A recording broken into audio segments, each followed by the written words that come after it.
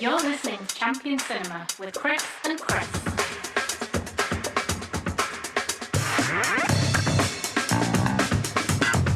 Champion Cinema.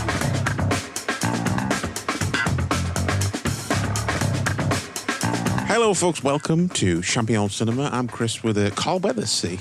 I'm Chris with a easily chosen Kevin Peter Hall. There you go. Yeah. Now, I was going to take the piss and just do the entire theme as me see. I'm Chris with a Yeah, just edit it in. Yeah. Yeah, and that could be like the jungle drums. So Right, so this week, obviously, if you see what we're talking about, and we've done the fucking, you've seen the post and shit, we're doing Predator, Uno, and Dos. Is that right? certainly is. Yeah, so I can't believe we've never done Predator. Firstly, we've talked about it in the year and things shows. I guess that's the problem with doing year in review shows. We feel like we've reviewed them before, but we haven't. Yeah. But I think it's good timing with Predator, Badlands doing the rounds and stuff. Which wasn't intentional, really. We were just talking about shit we haven't done after like realising we'd never done Nightmare on Elm Street. And thought, we've never done the Predator movies. And then you were like, oh, well, the new movie's coming out. And also, I just realised Predator 2 came out in November, 35 years ago.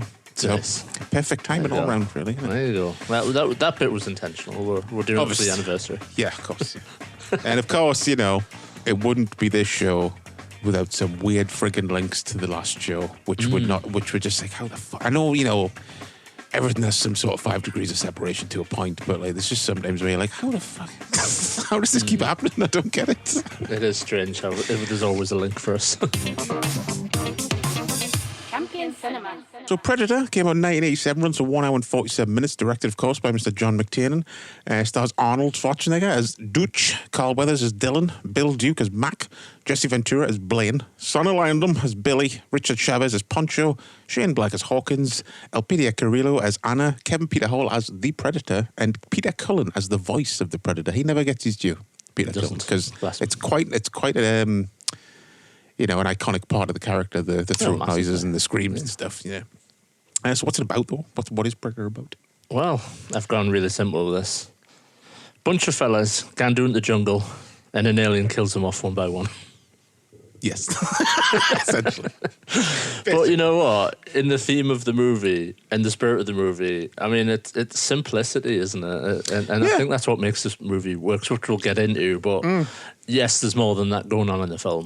Oh, yeah. Yeah. But essentially, that's what it's about. Yeah. And I love it for that. Very simple premise, yeah. I was going to get to first, though. There's a movie I've always wanted to see from 1980 called Without Warning, which is about an alien hunting humans. Right. And I was reminded that watching the making of it, called If It Bleeds, We Can Kill It, on the DVD, that Kevin Peter Hall plays the alien in that movie. Nice. So he says, he's like, technically I've played the Predator 3 times. But yeah, I've always meant to watch that movie. It's got like Jack Palance in it and stuff. Yeah, I don't think I've seen it. No, I'm pretty sure I haven't seen it. So when did you first see Predator? Because it's definitely a film of our childhood to a certain extent. Young enough where I remember consoling myself as a child that it wasn't as scary, Predator, because he wouldn't kill children. Yeah. That's how like I rationalised the fear in my brain. Like, I shouldn't be afraid of the Predator, even though I was. Well, yeah. Because he's still a scary monster. Yeah. But I shouldn't be afraid of him because he probably wouldn't kill children because he's like honourable and he just kills people without guns and shit. Yeah. And so I don't know for definite, but that must put us in the region of 8 or 9 or something, probably, when I saw it. Because I first saw a bit of it. My dad had borrowed a pirate of it. I think it had RoboCop on the same tape. Like, what a pirate double bill tape that is. Yeah. And of course, guess which scene I popped my head in on? All the skinned bodies in the trees. I was going to say, I'm thinking, like, what's the most goriest? Yeah. Just popped my head in, like, it's that new Arnold Schwarzenegger? Because I think I liked Commando at that point. 5, which is fucking ridiculous. My dad let us watch Commando when I was 5. And I think I popped my head in and was like, oh, God. And then just stood around mortified and traumatized for about half an hour. Like, the movie is just about skinned corpses. Yeah. Basically. Yeah. And then I think I remember, like, waking up the courage to pop my head in like an hour later, and it was like Arnie with the torch. I seem to remember that, screaming with the torch. Yeah. But yeah, and then I think eventually I saw it on TV, with the cut version, obviously, for a while. And just, you know, it's even back then. Like people like to think it's a modern thing. People quoting Predator, but even back then, people were quoting because it's such an infinitely quotable movie. It's got every line of dialogue is almost memorable. And that's the mad thing about this film. I think, firstly, the simplicity is like deceptive almost. Mm-hmm. But then, like, there's another layer of like, I think this film could have easily been like cheesy and pulpy.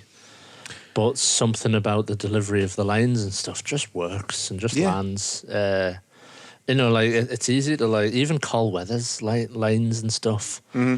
Are like you know a bit when he's like, now what you're gonna do? Use cheese like that little line and stuff. But I don't know, like delivered by a lesser cast, this film could have been easily shit. Well, I think it's probably one of those cases of like, you know, on the surface, it's like. A quite simple. It could be a 50s B movie or something, like a monster movie. But if you deliver it with like you believe in it and don't treat it as a joke, then you get a movie like this. You know what I mean? It's kind of like in the same way with like to a lesser degree Tremors, because Tremors kind of knows what it is, but it has fun with it. But so it's like deliberately aiming to be a B movie sort of thing. But they're treating it seriously. They're trying to make a good movie, and that's kind of the same thing. Yeah. But speaking of what you were saying though about like, you know, being like. Cheesy and stuff, like it could have been with that original fucking suit. True. I think that's the mad thing that like the reason why I really love this movie is that throughout the film you know that there's like so much care and attention poured into it and they didn't have to. And I think it starts right at the very beginning where they just knew they had something a bit special in the overall concept, but then they recognised like the alien concept isn't going to work. Yeah. And they changed it where, you know, another film could have just pressed on and been like, bah, whatever. It's fine. It's good enough. Because I think, like, if you look at the original Alien that they had, like, that's fine. It's not a bad design. I just don't see how you could have it do anything in a jungle. It's like on stilts with, like, inverted knees and shit. Like, it would be fucking just, like, lumbering around like Frankenstein's monster or something. Yeah, you just wouldn't be able to pull off some of the cool and iconic scenes. No. Like I said, it's good for like a jump out the bushes and attack someone and maul someone scene. Yeah. But I think like genuinely stalking and being creepy and like cool looking, it just wouldn't have worked. No. It does sound like a nightmare. Like John McTiernan says, like they were waiting for the suit basically for weeks and it kept getting delayed. So they were like, oh, it's going to be there tomorrow. Oh no, next week. And then it eventually arrived and he was just like, oh my God, this isn't going to work. And I think he said he shot like 2 shots of it, was like, fuck it. And then, you know, Stan Winston came to the rescue, obviously. Crazy. And I love, you know, I love the concept of, the conception of the suit, where like Stan Winston saw like a poster of a Rastafarian like warrior, in, like the producer's room, office, and he was like, oh, that'd be kind of a cool starting point, and he kind of started there, and I think we've joked about it off air about like, for whatever reason, James Cameron was like suggested like, oh, I would really love to see a bad guy with mandibles. Yeah. No, he goes into that on the documentary. He says they were on a plane to like Japan or something, and he was sketching, doing concept art, and he was like, oh, what are you doing? I would really like to see a creature with mandibles. He was like, all right, okay, and then just nicked his idea. Just such a, I don't know, it's weird how stuff like this can just be born out of nothing and be so iconic. It's great. And the, you know, the design, it's timeless. Especially the first Predator. I think they get watered down, which we'll talk about. But like the first one's just such a undeniably badass look. It is. Yeah. Like masked and unmasked. Yeah. It's not one of those cases where like the mask comes off and you're like, nah, shit. Which happens later on again. Like I said, well, I'll leave it till the end maybe, but it happens later in the franchise. I think. Oh yeah, that stuff. Yeah. But what about here's a thought though, just to like, have you seen this or do you transcribe to this? The whole concept of the movie being it's kind of like a slasher movie. I mean, it is that recently. It is, but like, yeah. I just think like I think I've only read this recently, but I thought I could kind of say it that like, yes, you've got the slasher in the Predator going around killing people and stuff, but then you've got like the mean girls, which are like Blaine and Mac, and you've got like the cheerleader or something. I don't know. It's like you can fit each of the characters into a stereotype. Yeah. You've got the geek with like Shane Black and stuff and that. Yeah, you got the cool guy Arnie. You So got again, the it's like, psycho bully Sonny Landham. yeah, that's what I mean. It is interesting. It's an interesting idea, that. And No, yeah, it's just yeah. been floating around recently as a concept. Of course, we forgot to talk about. It was Van Damme who was originally. He lasted Oh, about shit, yeah. 3 days. Who was in the suit and then just got pissed off that like he realised his face wasn't going to be on camera and he was sweating and he couldn't say anything. And I just love the story that you could just hear swearing in French come from inside the suit. Yeah. The big like red like green screen suit he had to wear and shit. I mean, what a debut it would have been for him, like, because it know. was pre Bloodsport, obviously. Just pretty blissful, yeah. And like, I mean, what a hardcore entry into Hollywood as well, like filming in like a Mexican jungle and stuff in a fucking boiling hot suit. I mean, regardless of Crazy. like him quitting, because it obviously didn't sound very fun, you know. No. But like, it's just that hustle of like young Van Damme managed to just get himself as the lead villain in a Arnie movie, and he's like had next to no experience at the time. It's crazy. Yeah, it is pretty mad, that, isn't it? Yeah. It's funny though. I forgot that like on that original documentary they don't reference that at all. And there's a picture of John McTiernan holding the creature's like red arm, and you can see Van Damme in the background. They've blurred him out. Yeah. They don't mention it at all. It's weird. Yeah, I wonder if it was like a sore point or they just didn't want to talk about it. Maybe it's Van Damme asked them not to. I don't know. Yeah, I think he was kind of pissed about that for years. So they might have asked him if he wanted to be involved in the documentary. And when he said no, they probably just went, "Oh, let's just play it safe and just get rid of all reference to him." Because turn it into a massive thing. But yeah, it's interesting. I mean, it's a fascinating cast. I think it's a great cast. But you know, let's talk about Bill Duke, like, as a starting point. Well, that was one of my questions. I was going to say, is this the most intimidating group of actors ever assembled in one movie? Just so good. You know, so easily. I don't know. They should all work. Even like Jesse Ventura, like it could have gone really badly picking a wrestler in a movie like this, but it just works so well for the character and stuff. It's like tailor-made for him because he's always talking about his fucking army experience. Yeah, like well, he even was now. So it's Navy just SEAL, right? he's just playing himself, basically. Yeah. But then I like the fact that, like, you know, that Richard Chavez, like, his Poncho, like, they're not all, people often like, they're like, oh, everyone's just fucking like muscles and No. stuff. I'd say not really, like, because like you've got Shane Black and Richard Chavez who are like just military guys, basically. And Sonny Landham, he's like muscular, but he's not like all fucking, I'm gonna outmuscle everything and stuff. Thing is, though, like I don't know if he's just exaggerating, but like I think John McTiernan says in the documentary that fucking Sonny Landham's something like 6'6". He's a big dude. Yeah. Just small amongst all the other big dudes. I guess, basically. yeah. And of course, you know, it's common. Everyone knows this, but it's still hilarious to talk about that. The studio didn't want to hire him because of his reputation of being a bit of a hothead. So they hired a bodyguard to protect other people from him. And he just had to shadow Sonny Landham 24 hours a day to make sure he didn't go mental. I'm like, fucking hell. And I'm sure there was like, I don't know if it's on IMDb, but I've known this trivia for years that like a couple of people on set were like, why is this Sonny Landham guy got a bodyguard? Like, is he that up himself that he thinks he needs a bodyguard? And people were like, no. It's not to protect him from you. It's to protect, you from him, basically. Yeah. Like it's because he's a bit of a psycho, and then everyone like the cast and crew were like, oh my god. I imagine Sonny Landham just lived his life like that prison scene in Watchmen. Like I'm not in here with you, you're in here with me. Totally. But it's great. I mean, he plays a great character. Like, he's great, yeah. And done, he's like an exposition machine done right as well. Like, because that's what he is, let's face it. Like, he's used in the early part of the movie to hurry the fucking story along. Yeah. Where, like, they get to the jungle, they immediately find the helicopter, they immediately understand what's happened and what's gone down, and then they immediately find the camp.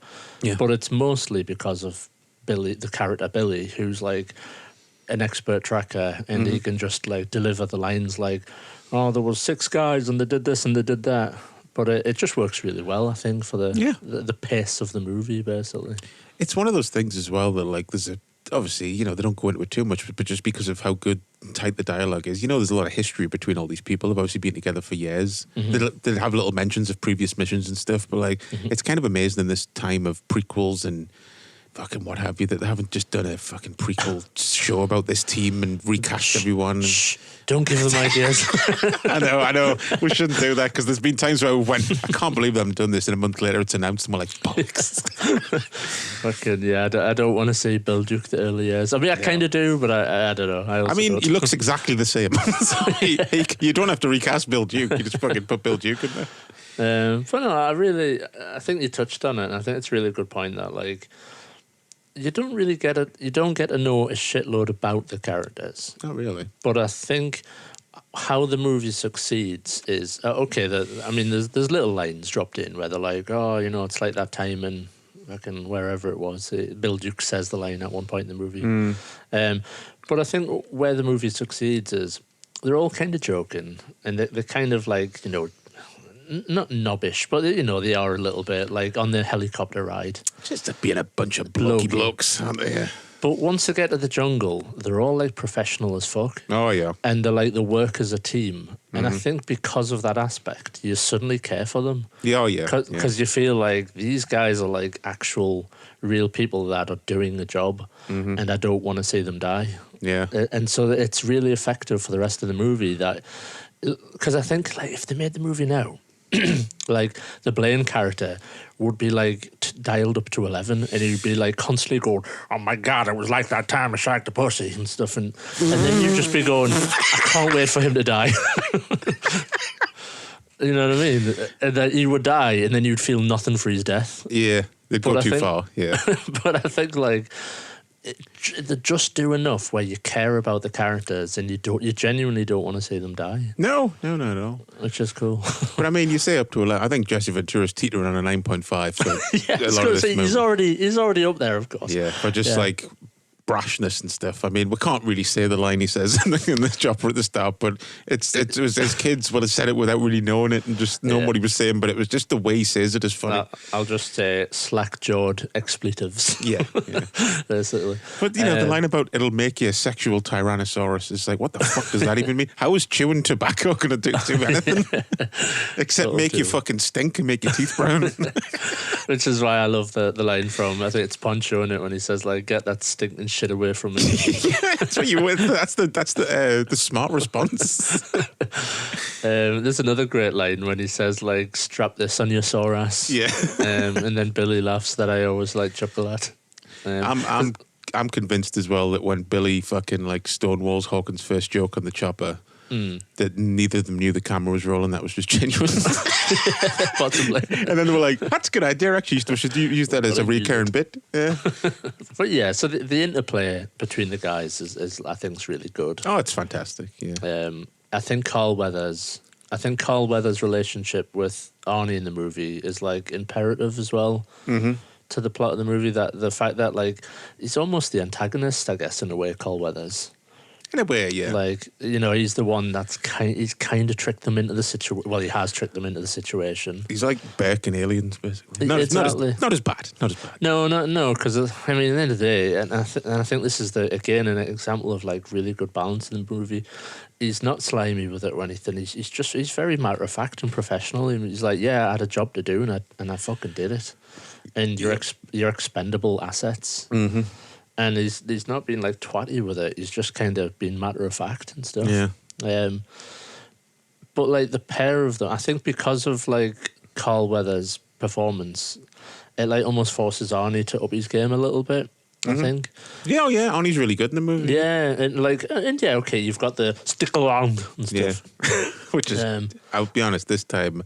It's been a while since I've seen Predator. I like fucking belly laughed at Stick Around and watched it again. Not because it was like, I thought it was like cheesy. I just thought it's just brilliant. It comes out of fucking nowhere. It's like they realised they were looking at the script on that day and went, oh, so there's not really many Arnieisms in the movie. It's like, what can we say here? Just chuck that in. Yeah. But I think like once you get past the the village attack, Arnie's very he's very straightforward and serious character after that point. He's very like, there's no like quips or anything. No, not really. With the exception of, you're an ugly motherfucker, but that's not really a quip. It's just Nah. like, that's what you would probably say. So again, like, I think Arnie manages to like convey real like intelligence and professionalism in his like performance, and same with like Carl Weathers. It's just like, these are fucking guys that know what they're doing. They're really highly trained people and experienced, and you buy them basically. Well, I think as well, it's because it's not. I don't think it was a film written specifically as like it wasn't written as an Arnie vehicle. It was like something Arnie just came on board with. So it doesn't, unlike other films like, I don't know, I guess like probably like Commando. I'm assuming that was written as an Arnie vehicle, maybe. So it feels like an Probably. Arnie movie. Do you know what I Yeah, mean? But like this probably. doesn't. It just feels like a great script that they managed to get great people involved with. You know what I mean?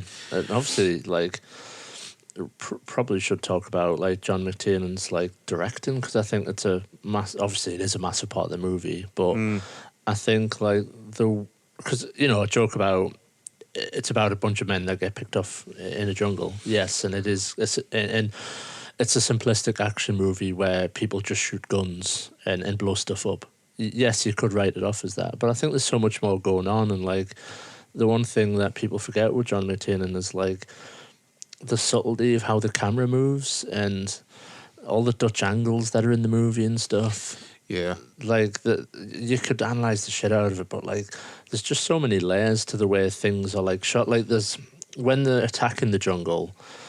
Sorry, I keep saying that. When they're attacking the village, there's like a shot where it goes from character to character to character, but it's kind of all in one shot. It's like achieved through panning and zooming in and out. Yeah, that's why he was like, at least for this brief period, like about 5-6 years, just like the Hollywood action movie guy, because he just knows how to shoot action well. I mean, it's not like stylish and like John Woo or anything, but it's just solid. You know what I mean? Yeah. You never lost what's going on. Because I was going to say, we've said this before. I think when we were talking about Hard Boiled, like this is another movie where an early action set piece could be the finale of another movie. Like that whole village scene is insane. That could be the end of a random Cannon movie or something. Yeah. And there's some interesting trivia about that. I mean, firstly, do you know that it was pretty much handed off to a second unit to film Jesus. all that? Yeah, the jungle stuff. Like, I think pretty much up to the first like after the first explosion, the second, like the AD directed all that stuff. Well, wouldn't surprise. Well, there's a lot of explosions and a lot of stuff going on. Yeah, and I think, what the interesting trivia is that it was filmed a bit later into production, that stuff. And I think you can kind of tell Arnie looks a little bit thin at one point. I was going to say, you can tell when it's later in the shoot when Arnie looks gaunt as fuck. Through like whatever, Getting, like, dysentery. whatever he got. Yeah. But no, what happened was that the studio execs were starting to get like a little bit like antsy about like the amount of money and the length of the shooting stuff. So like John McTiernan apparently like handed over like the village stuff to like the second unit and just said, look, we fucking need to get this in the bag quickly so I can just show them like, ooh, look at all the spectacular footage we've got. So that you can like wow the producers and execs. And that's apparently what they did. The second unit focused on just making lots of big bangs. And then they just showed the execs like, yeah, this is what we got. And the execs were happy with it. They're like, oh, fucking hell, this looks like it's going to be good. And that's kind of what they used the footage for, basically.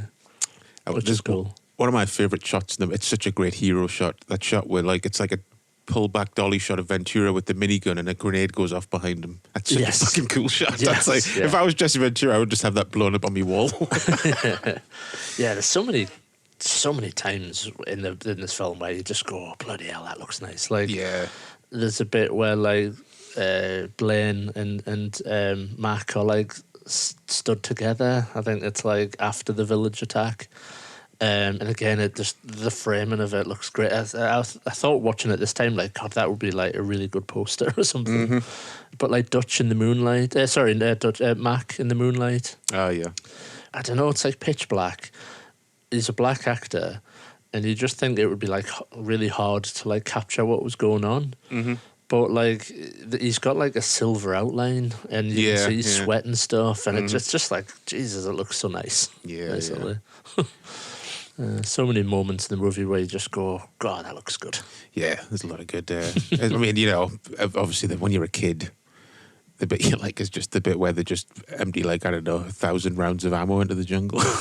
It's like yeah. it's one of those things though, annoyingly, that I think a scene is like that dumb scene from Predator where it's not that at all though. It's not like just.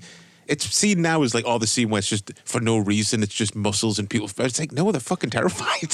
Yeah, well, this is it. It's like, so Mac's just seen his best friend get brutally slaughtered. Yeah. By like a coward that's hiding somewhere, or not seen it, but he's aware of that it's just happened. Yeah. And he lets rip into the jungle, and then all the other guys are like, "What?" I mean, Billy's already spooked. Fucking Mac's losing his shit, firing off into the jungle. So they all just like, they just don't question it. They just go, if Mac's shooting in the jungle, is a fucking good reason. But also, it's obviously like it's a massive setup for later on, because like when I was thinking about it, watching it this time, like so the predators in the trees up above shooting down on people. Yeah. They all unload loads of ammunition into the trees and hit nothing because the predator's up ahead. Yeah. And then they're shooting into the trees out of frustration and fear. But then later on in the movie, the tables are turned on the predator, where the predator's like walking about and Arnie's up in the trees and he shoots down on the predator. And then the predator starts unloading loads of ammunition and he hits nothing. Yeah. And it's kind of like a counterpoint to that scene. It's like the tables have been turned. Now the predator's the hunted. Exactly. So I think it works really well on that front as well. Apart from it just being, as I always say, a fucking great lips out moment. It is. Where It's you go, definitely a lips out moment. Yeah. Speaking of Hawkins, though, like I was saying before, like obviously Shane Black, who was this. I don't think Lethal Weapon was shot at this time, but. He was kind of. I think he said like Joel Silver wanted him there because he was working on Lethal Weapon. Like he'd sold Lethal Weapon, they were going to produce it, and he wanted him there to like maybe rewrite Predator, but he never did.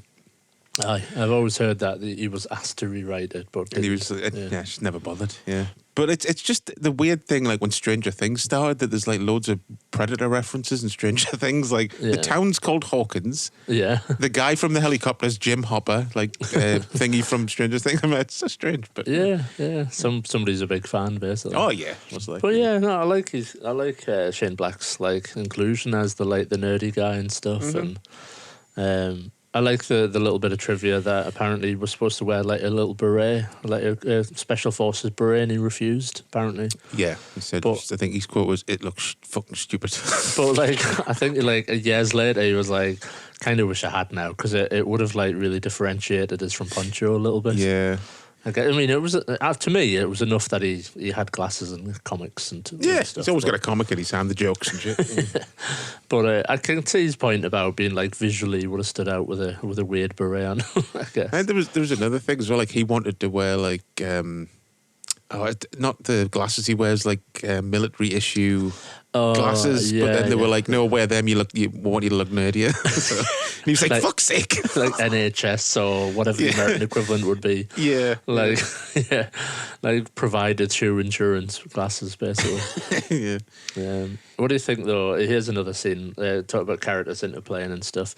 The bit where Mac threatens Dylan when Dylan slips in the jungle. And then Mac it gets up to him and he goes like, "You're ghosting us, motherfucker." Yeah. Well, great scene. I mean, not very often you see Carl Weathers look scared. And I think that was probably genuine because I'm sure, I fully believe Bill Duke could kill someone just by staring at them long enough. He's got such an intense face. He does. And it was great when he turned up Mandy and I was like, he's still fucking intense and he's like 70s or however old he is. Yeah, it's great. Great scene. Yeah. I keep bringing it back to Carl Weathers, but I just can't like compliment enough like his performance in this movie and like he's the one that goes kind of more, he's got the biggest arc technically. Yeah. That he's kind of like some like pen pushing arsehole that doesn't like, he's not a team player, but by the end he's like he's part of the team and he sacrifices himself and stuff. Yeah, once he realizes like what they're up against and like how he's probably not going to get, like, at least a lot of them aren't going to get out there. Or none of them do, apart from Arnie. Yeah. So yeah, there was that nice little moment where like Arnie tosses him a gun when he like goes for. Is he chasing after the girl? Yes. And I think they're heading like to get to the chopper basically. Yeah. He's like, you lot go ahead, basically. I think he pretty much says, "Oh no, that's it." It's when Mac like goes off on a mad tangent into the jungle, and he's like, "I'll go get him. You go to the chopper and stuff." Yeah, and someone, it's him and Mac button heads throughout most of the movie now and then, and You know, Yeah. that of other intimidating moment where he like stabs the scorpion off his back. It's like there's a more like, you know, friendly way to do that, Bill Duke, instead of just stabbing someone in the back. Could have been like, you've got a scorpion on you, mate. Turn around. Yeah. Remember that though on the TV version? It's one of those moments. There's two in this movie where you just always expect an ad break. Yeah, you do the first one. I'll do the Yeah. second one. What's the first one? There's any time. And then the second one is, he didn't see me. Yeah, break. And watching this time, I'm like, what a fucking weird place to put a fucking ad break, because it's like a dissolve. Yeah. Yeah, but yeah, classic ITV where they're like, and Predator will continue after the news or something, or Yeah. whatever. But yeah, I can't watch Predator without thinking every time I get to those two scenes, I go, and break. Yeah, just from growing up having it taped off TV and watching it over and over again. Yeah. I was just going to talk about some of the stuff about the Predator, I guess, as well, to like loop back around with the character itself. Like, firstly, only on screen for 8 minutes. The Predator. Which is mental. It shows how much of an impression it makes, because you feel like you see it. You don't feel like you see it all the time, but you feel like it's in the movie longer. But 8 minutes overall is nothing, really. And it's almost a 2 hour movie. Yeah. just Jaws, isn't it, basically? Yeah. It's Jaws 101. Like, don't fill the movie with the shark. You don't need to see the shark all the time. Yeah, I've always said, like, I mean, a lot of people say that, like, the shark not working was the best thing to ever happen to Jaws. Yeah, and it's so true. And you know, the shark/predator is prevalent in the movie through like its vision and stuff, and that's how you do it. You know, you pepper its presence throughout the movie by showing like POV shots and stuff. And Well, that's what I mean, like, with the original design, like, it's hard now because we're so used to this version of, like, this Predator as it became, but what the fuck would the legacy be of this film if the reveal was the original creature? Do you know what I mean? Just Like, I what it can't. is, It's hard to say because we're it's a big thinking of what this if. film, yeah. But I just wonder, like, if the film would have its longevity it's had with that original creature. I don't know. It's one of those Probably what ifs not. that I would kind of love to know. yeah, definitely. Well, yeah, I love how the Predator is like revealed through the movie as well. You know, you get a glimpse of his hand, his heat vision. Yeah. You get, I think the first time you see him sort of technically is like his leg, when he's like fucked his leg, he's been shot Oh yeah. and he's like doing the surgery on himself, and you see like a couple of angles on him. But it's always like just little like peeled away reveals of like this, he has a little bit more, he has a little bit more. And then it goes right down to the end when he's taking his helmet off. Like, it's one final reveal of the full character. And it's the same way we were talking about briefly the other night when we were watching the movies. Like, you were saying, like, you would take out the scene, the opening shot of the spaceship, Yeah. like jettison the Predator to Earth, and it's, you know, it's very. Then this would make. I was going to say it's very The Thing, like you said, and this would make. It is a great double bill with The Thing. It's essentially the same, not the same Yeah. movie, but it's a bunch of guys up against like what the fuck's going on, an alien like, creature out type of thing. in a hostile environment. Yeah, exactly. With like an alien creature picking them off one by one. So, I don't know why I've never fucking thought of that. It's a great fucking counterpoint movie. So you've got like the cold of The Thing and the heat of Predator. It's perfect. Yeah, absolutely. But yeah, both movies have the same problem. Don't start the movie off with, this is about an alien. Yeah, like don't I was do saying, that. like I was saying, it would be great to see a rough test screening where you don't know what film you're going to see, and you're saying, "Oh, the new Arnie movie, great!" And you're like, "What the fuck is an alien in it?" You Yeah. know what I mean? And it's a shame they didn't like promote the movie like that, like 8 men on a mission, and that something is out there, you know, without giving it away. Yeah. They've been hunted by unbeatable foe or something. I don't know. I'm pretty sure the trailer is just like Arnie versus an alien. You're like, oh, like, damn. yeah, No doubt. They gave away lots. We'd complain about trailers now, but 70s and 80s gave away quite a bit. Yeah, true. Well, yeah, it's.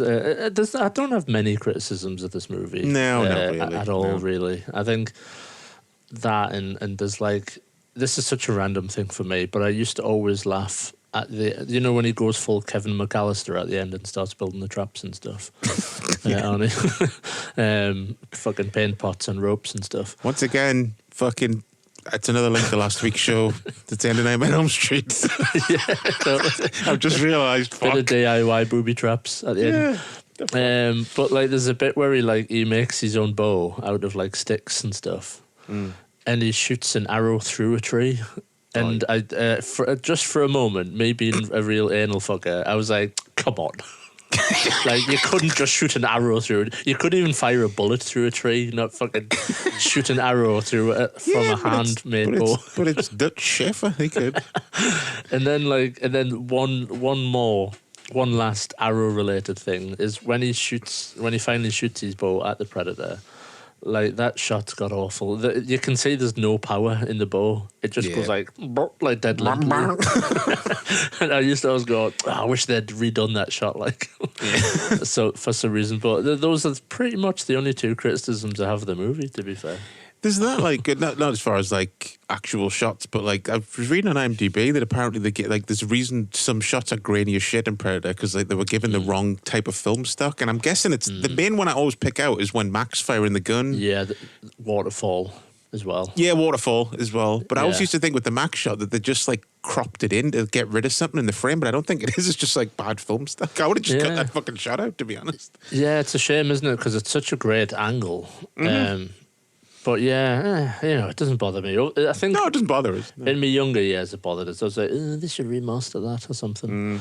But like, it doesn't bother us anymore because No, like, There's a reason for it, obviously. It was just a fuck up, you know what I mean? Yeah, but it is interesting that like, I think there's maybe 2, 3, maybe there's even 4 moments in the movie, where the grain goes super like bad.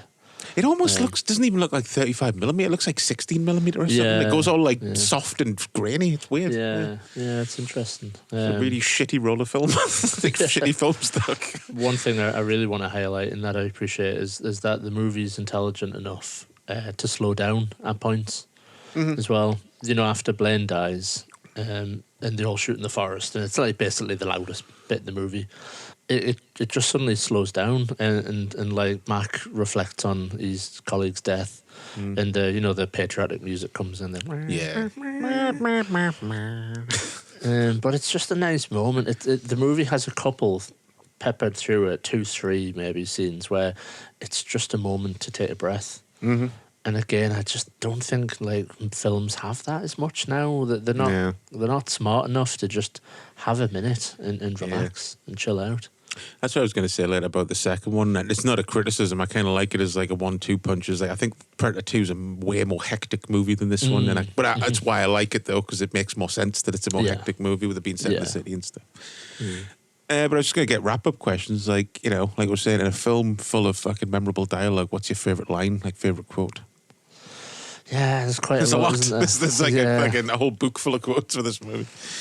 For me, probably one of them is the Bill Duke, like saying about like, if you're ghosting us, and if you do it again, I'm gonna bleed you and leave you here. Yeah, it is. I love that moment. It's a fucking good threat, especially coming from Bill Duke. I like anytime Billy talks. To be fair, well, I was going to say one of mine is anytime Sonny Landham says Major. Yeah, Major. The bit when he just says, "We're all gonna die." Yeah, that's a great bit because he's like, "You're not afraid of any man." He's like, "Any no man," or something like that. And he's like, "We're all gonna die." And he's like, "Oh shit!" If he's scared. The entire movie is just like quotable as fuck. It's insane. Basically. I mean, I ain't got time to bleed might be the most fucking macho line ever in a movie. And then Poncho's come back. Yeah, you got time to duck. Yeah, it's a great like almost like antidote to the cheese. He just like undercuts his toughness. Like, you got time to duck, you fucking macho prick. How about get that butter? Oh, get that Shout out for you. Yeah. Yeah, I made someone piss themselves in school once by quoting that line. It's so funny. It's such a blink and you miss it moment in the movie. Yeah. But I also like, what always used to quote the bit where like they're trying to come up with a plan, I think, after the village bit. And it's a blatant ADR, and I'm not even sure it's Arnie, where Arnie just walks past the camera and goes, "Billy, get me out of this hole." I'm convinced now it's not Arnie. Somebody's doing an impression, basically. Maybe it's the Predator. Maybe. Another line I think is an underrated one as well that kind of slips by that Sonny Landham has is, "I wouldn't wish that on a broke dick dog." Yeah. I was like, I'm going to start using that now. I wouldn't wish it on a broke dick dog. Another line, obviously, is the dug in. Was it like dug in deeper than an Alabama tick? Yeah, that's so good. Any fucking judge, because it's just fun to do with Jesse Ventura impressions. Dug in like an Alabama tick. I'm surprised he didn't start talking about being a Navy SEAL or something at some point. Yeah. That's essentially, it's like It just shows there's no difference. He is just playing himself, and they're making up every time he's interviewed. It's like they're just interviewing Blaine, basically. Yeah.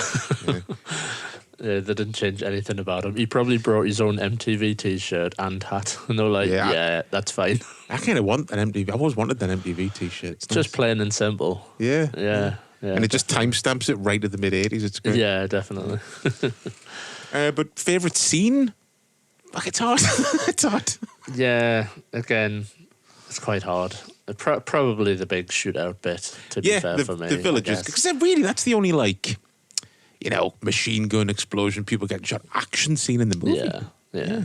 It's, I don't know, I was funny as a kid, I guess. My favourite bit in Aliens was up to them getting ready and getting on the dropship to when it all goes tits up on the planet. That whole chunk of movie, I loved it. I just love seeing competent men at work, basically, apparently, as a kid. Saying big, strong men. Do their thing. Well, when men and women, I suppose, were aliens. Oh, yeah. But, just competent, soldiers just going into a situation and kicking ass, I guess. I kind of like that as a kid. Typical kid, basically, soldier stuff.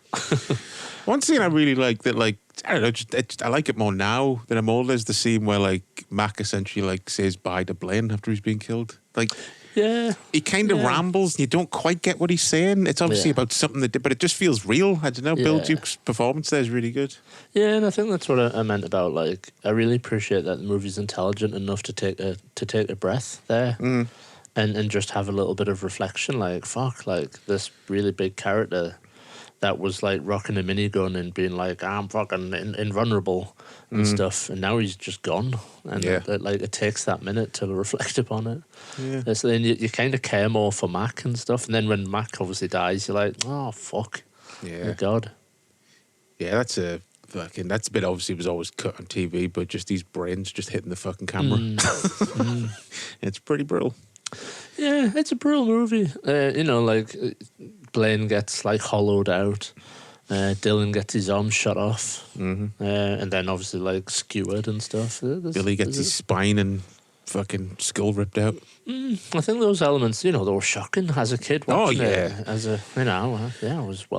shocked by all. I said just I think it's probably just residual fucking from the reaction I had when I was a kid, but the reveal of the skinned bodies is still oh Jesus, that's a lot. It's still a good moment, still a shocking moment. I suppose we should call out, because we've talked a lot about the men in the movie. The fellas, I was just going to say, yeah. Yeah, but the Elpidia Carrillo was the name of it. I'm sorry if I butchered her name, but Anna character, not a massively complex role or anything, but I think should just add something to it, I don't know, from a normal person's perspective, and it gives a bit of lore that the Predators have obviously picked this part of the world a lot over the years because of the heat, and it's almost like folklore from a village and stuff. I mean, that's interesting. Yeah, definitely. Yeah, I don't know.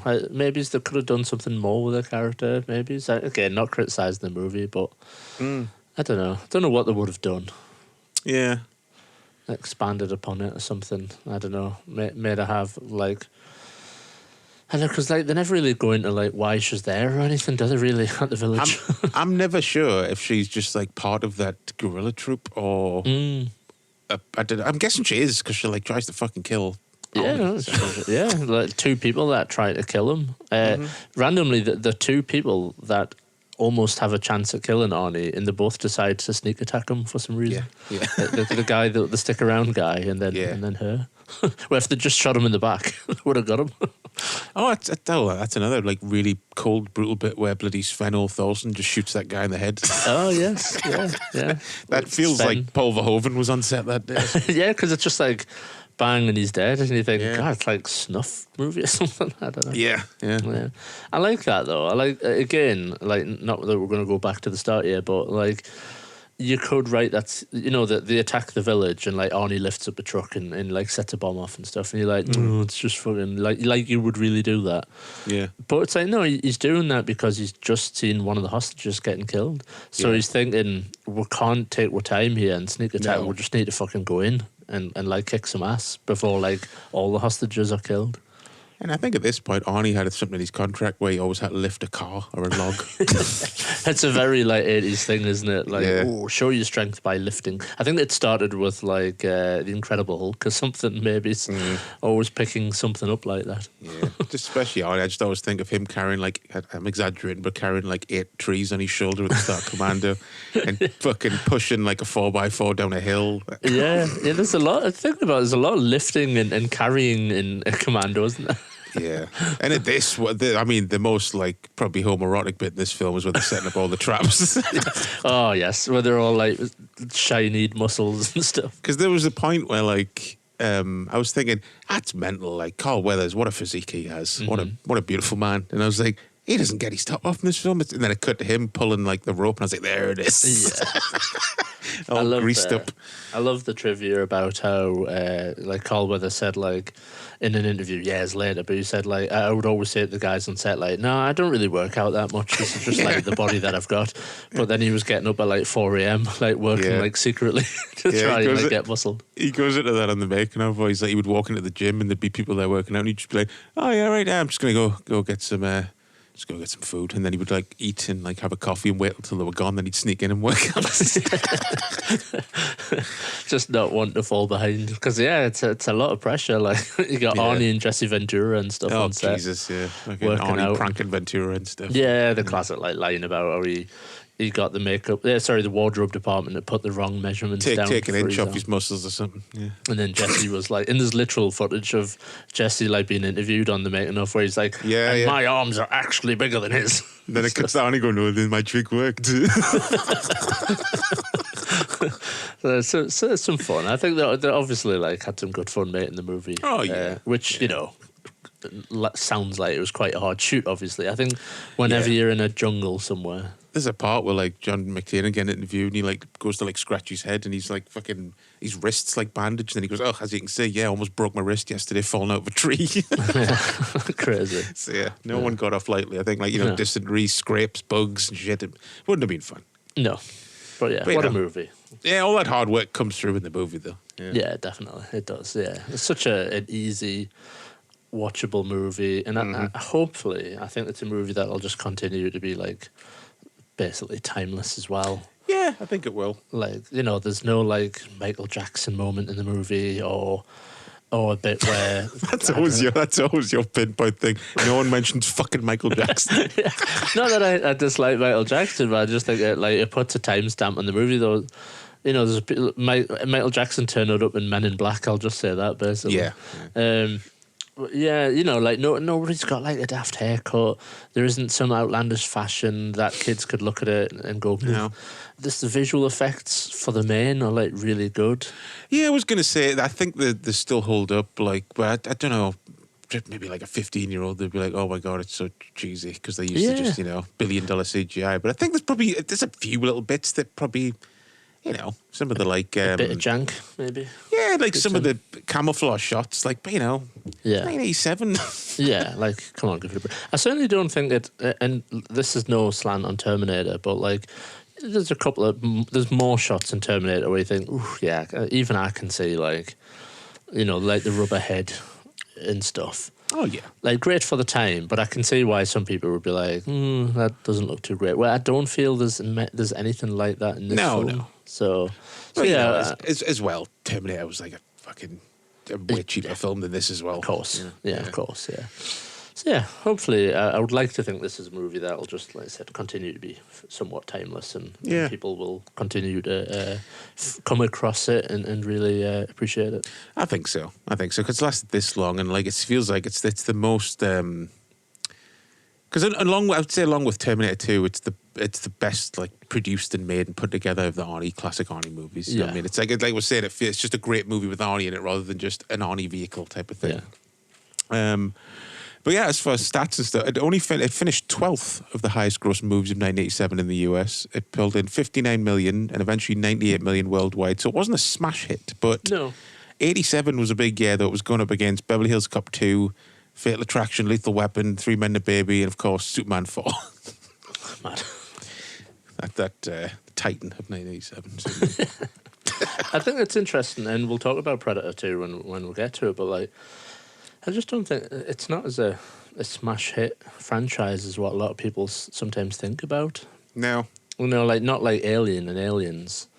I think like Predator 1's fondly remembered. I think Predator 2 kind of it didn't bomb, but it didn't do as well as what people were thinking. And then the franchise like went away for 14 years, basically. Yeah. So yeah, it's an interesting one in terms of like popularity and success. Yeah, definitely, yeah. Champion Cinema. Predator 2.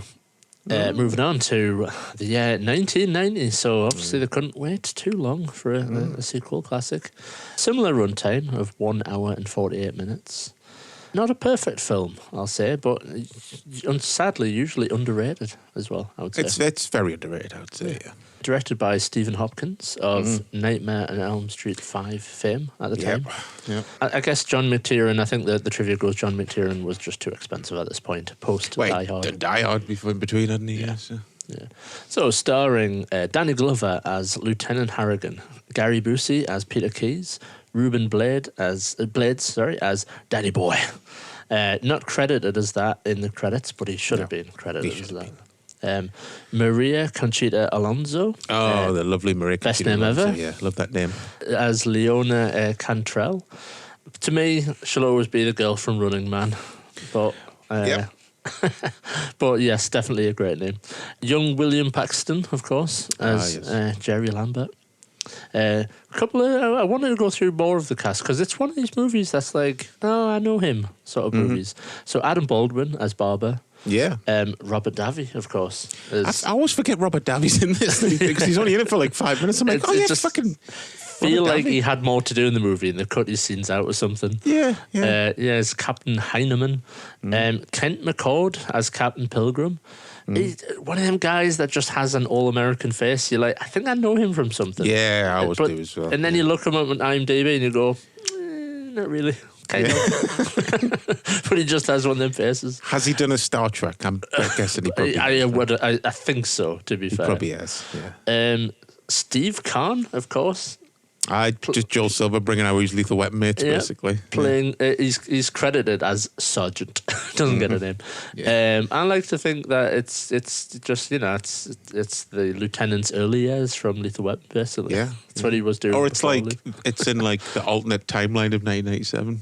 Yeah. Richard Murtaugh died.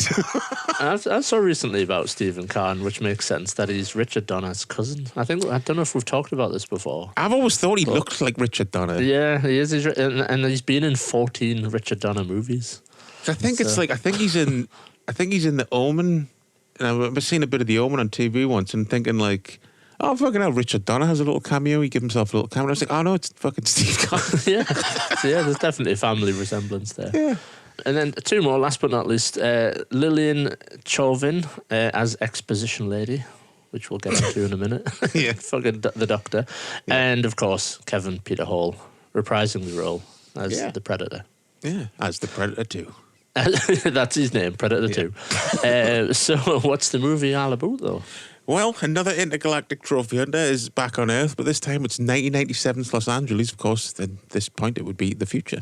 He's dropped smack dab in the middle of a drug war and a heat wave where he has his pick of folks to relieve of their spinal columns, and it's up to Lieutenant Mike Harrigan and his team to figure out who, or indeed what, is causing all the bloomin' bother in that. And then Gary Busey's there. He's there doing stuff. Yeah. Do you want to hear my synopsis? Go for it. Bunch of fellas sweat a lot in LA and an alien kills them all one by one. There you go. Very similar to the first one. But you know what? That's quite a good. That's a good place to start. I like that this film it changes it up. Yeah, it definitely changes it up because I love the fact that it's like set in a city instead of a jungle. I like that there's certain beats that it hits. Yeah, I think it very much. I think this is the weird thing, right? You know, we've talked about what's the perfect sequel. It's more of the same, but then people complain that it's unoriginal, and people are never happy with what they get. But I think like this film is a perfect sequel in some ways because it like takes the Predator character to like as far as it can go. It like chucks in loads of cool new extra things, and he's got all the new gadgets and stuff. but it also hits a lot of beats that are like kind of similar, like the big show off, the big battle at the end and stuff between the two main characters.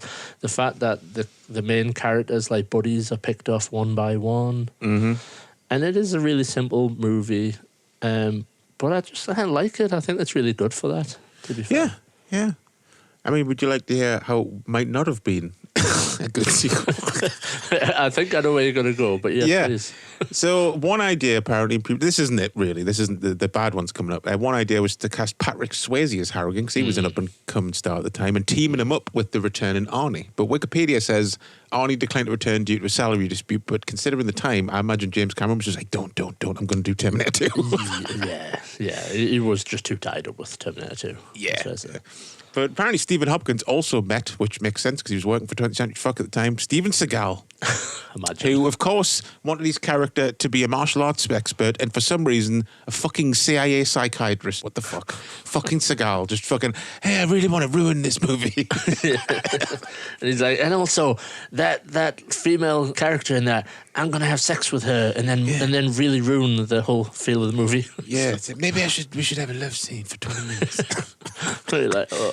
And then he actually tries to like come on to Maria Conchita Alonso like behind the scenes as well, probably. Yeah. And again, further ruin the whole dynamic of the movie. Yeah. Wait, it's funny though, because like this first thing links us to the last show. Like Stephen Hopkins obviously directed Nightmare on Elm Street 5. Yeah. Someone at 20th Century Fox at this time, probably Joel Silver, must be an Elm Street fan, because like Rennie Harlan, who did Part 4, directed Die Hard 2 the same year. So you got the directors of Elm Street 4 and 5 directing two of the big action sequels for Fox. It's just weird. I don't know. It's like, I guess it's just, they see you can handle like a big budget and lots of effects and stuff, so they think he'd be good. But it's just funny how the guys who did Elm Street sequels went on to do massive action sequels in 1990. It's just funny. Yeah, it's kind of mad, isn't it? Yeah, it's not like you saw Wes Craven directing a Lethal Weapon movie in the 80s. No. But that's just it's kind of mad that like John McTiernan and Arnie, the first movie, kind of a big success. It was like 10th that year or something, I think, or something. So it was big enough success, the first movie. Yeah. And then to just hand it off to like the guy that did Nightmare on Elm Street 5. Yeah. It's kind of ballsy, really. And I think even more ballsy, and I know the hand was forced a little bit because Arnie wasn't available, was to put a black guy in the main character role. At that time. I think, like Danny Glover played a very specific character in Lethal Weapon, which was, I'm too old for this shit sort of stuff. And a dad, a family man and stuff. Yeah. He was the wholesome half of the movie, really. So yeah, I just think it was quite daring to like to put him in that position, but like thank God they did, because Danny Glover's like the glue that holds this movie together. Yeah, I think it's more of a risk that he's not, apart from Lethal Weapon, like Mel Gibson's the action hero of the Lethal Weapon movies at that point. And name is another movie where Danny Glover's the lead in an action movie. I think this is pretty much it. You know what I mean? So that was another risk of like you replace an Arnie essentially with a guy who isn't necessarily an action hero. That was brave. Yeah, really crazy, but it works. I mean, he's got great like presence in this movie. Like you believe him. You believe that he could outfight a predator just because he's so like tough and street smart and stuff. Basically. I love Danny Glover. Yeah.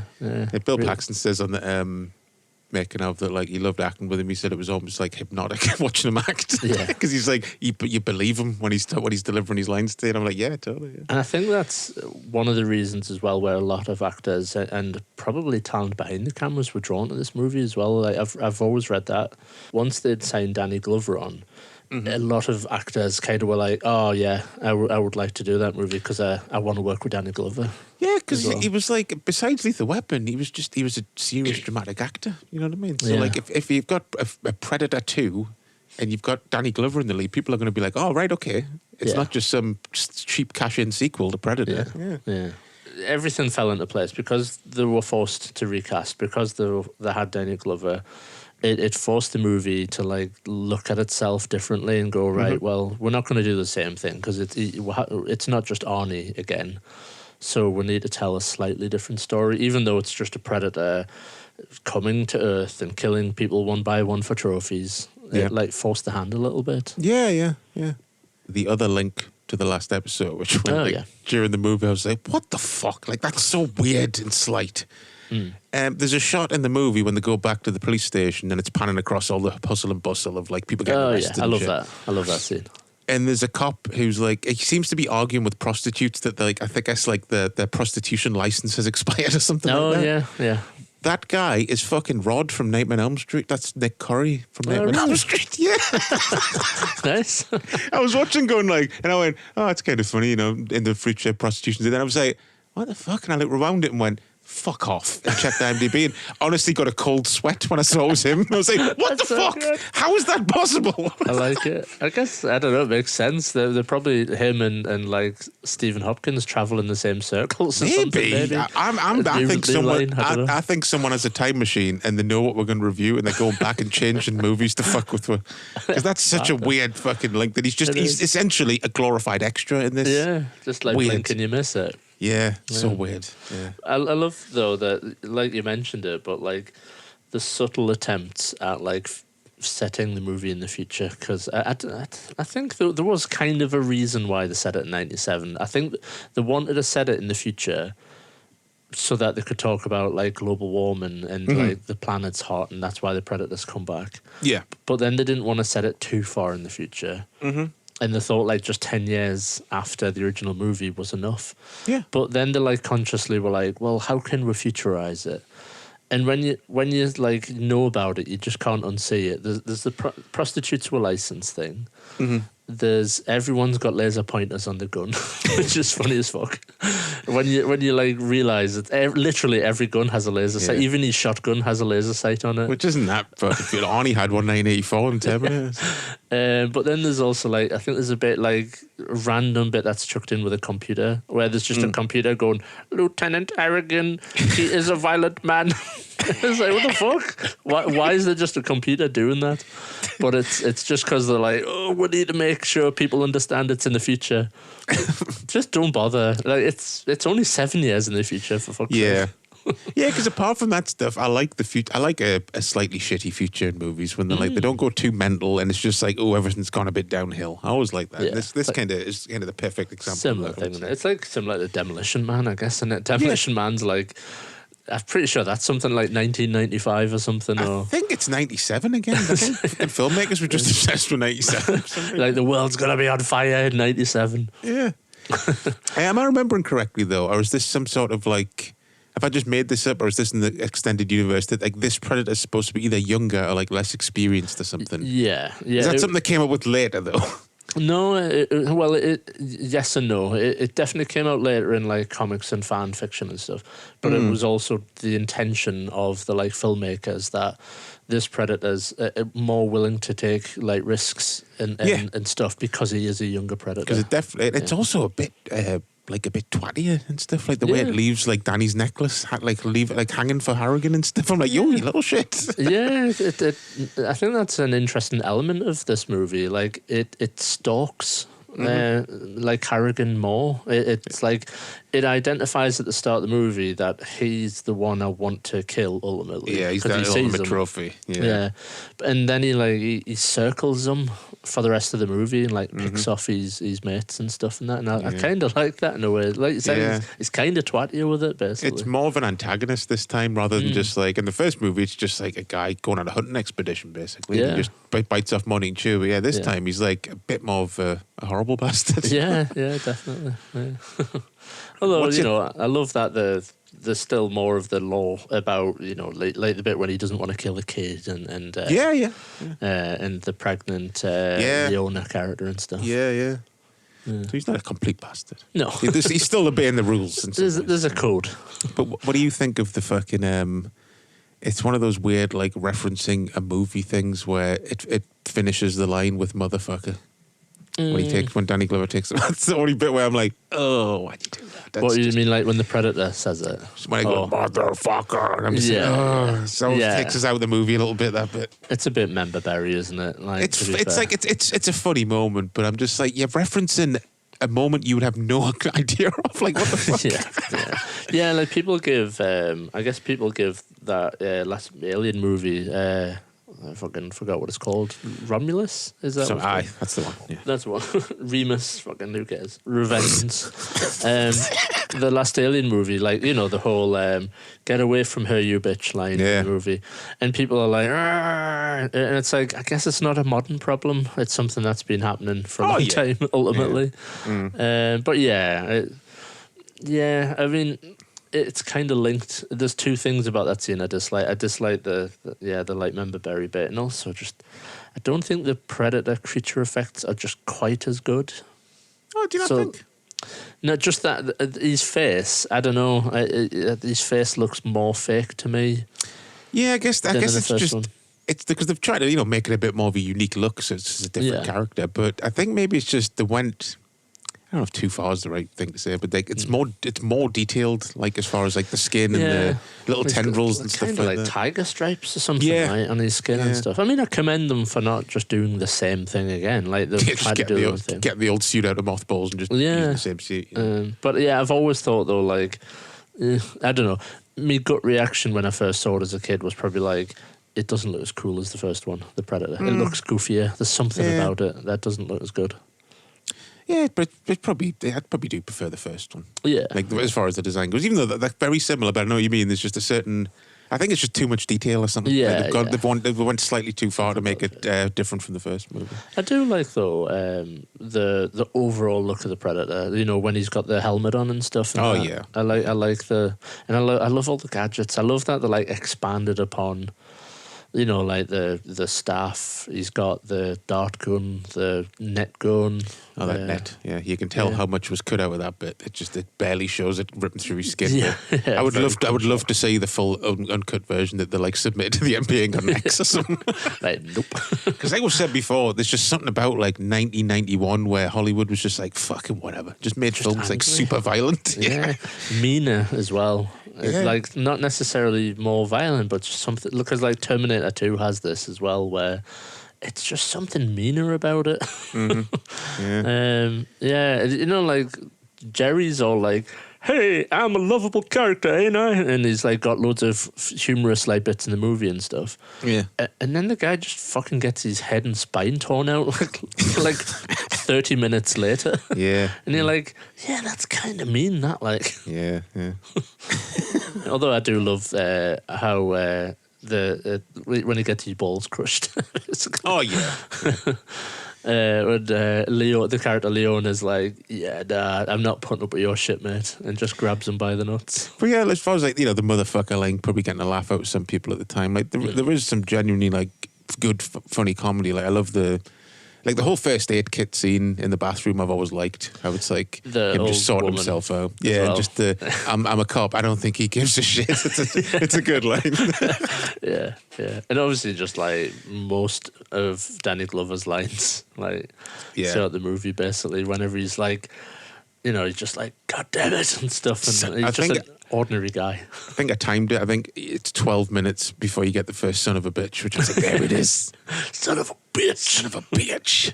And I think that's just Danny Glover just like expressing his frustration at having to climb on things or sweat a lot. Or Just no one delivers son of a bitch like Danny Glover. I'm sorry. Nobody.